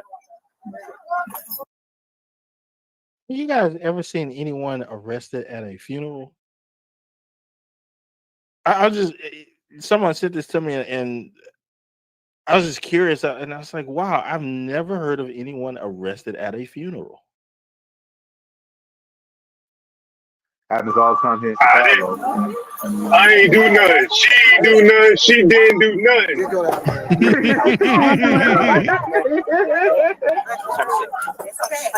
My dress. Yeah, you're fine. No, I need her to pull my dress up. Can you pull her dress up over? That's her dad. Hold on, dad and mom stand over there. Everybody else back up from me. She's an adult. She's an adult. And we'll talk to everybody else later. Y'all see the aggressiveness? Just be smart this time. Back the fuck up. I'm sorry. I appreciate your help. How old are you? I'm trying to do this with respectful. I know there's a lot going on. How old are you? 20. I'll be 29 tomorrow. 29. Here's the deal. There were allegations of threats made that you said you were going to put her in the ground next to her husband. I haven't even made contact with her. There- She wouldn't even let me in the building. Right. I ain't made contact. Well, we're Come on, I we're had to hearing respect otherwise, the okay? Indian judge So was she's going to have to go down. She's going to have to press charges and that kind of stuff. Right now, you're going to go with us. Okay? So that's what it is the threats. It's menacing. You're threatening to kill her by putting her in the Do I ground. really look like I know emotions are high. There's a lot of different stuff going on, but this is what's everybody out here can tell you I ain't saying that. That's his sister right there. right. Like, So that's where we're at today. Okay. that's the thing. She told me, like, you know, I can go in there between 4 and 4:10 to see. What'd you say, Dave? I said with jugs like that, man, she ain't do nothing. The nigga mindset is so amazing. You know, leave right down to everybody. I said, okay, that was my car. I was getting into, Right. but everybody is leaving at the same time Right. and passing in front of my So car. you'll say this I can't black hit chick, nobody trying to get out, and then I'm not right. driving. White chick So by you referee. asked me to leave, but she told somebody else. She told somebody else, that, you know, that she was Right. gonna let me see, and that you know Right. she just wanted me to leave for now. I was okay with that. We got the victim and witnesses who say they saw her. So She didn't threaten nobody. I understand that's what you believe. No, that's what I know. You give them to my mom. I can. Do you want me to take your jewelry as well? Yes, Is this your mom right here? Yes, that's my mom. No, it's not gonna hurt. You can pull it. Pull it. It's okay. She got Aryan Two of them that's gonna slide over my neck. Okay, the bigger ones? The bigger ones are gonna slide over. The other one is not. That one is The jail slide. will put that in your property then? Yeah, it's not back there. Then I'll do the order. I'll do the ordering card for her. I just want to get you and her out of here. That way, if you have to do the booking screen down there out of jail. So it's our husband dies and wife's here at the funeral and alleged girlfriend shows up. She made the comments and go down. Go down the mall. He wanted some more roundness. Well, I tell you, the jab is just setting niggas back. Hey, SKC, I gotta get out of here, bro. There's a lot going on today, man. I'm gonna go get something to eat, and I think I'm gonna stream again later and start talking about the shit happening in the world, man. It's a big day today. All right, be safe out there, man. But it's pretty now big back day to you, here. Dave. Take care. Dave, you mean tell me you'll say that black strag that was getting locked up by Johnny Law, but you would not mess with that white girl and get married and give us our reparations? I did not confirm nor deny Becky. It's done. It's done. It's done. It's done. It's done. It's done.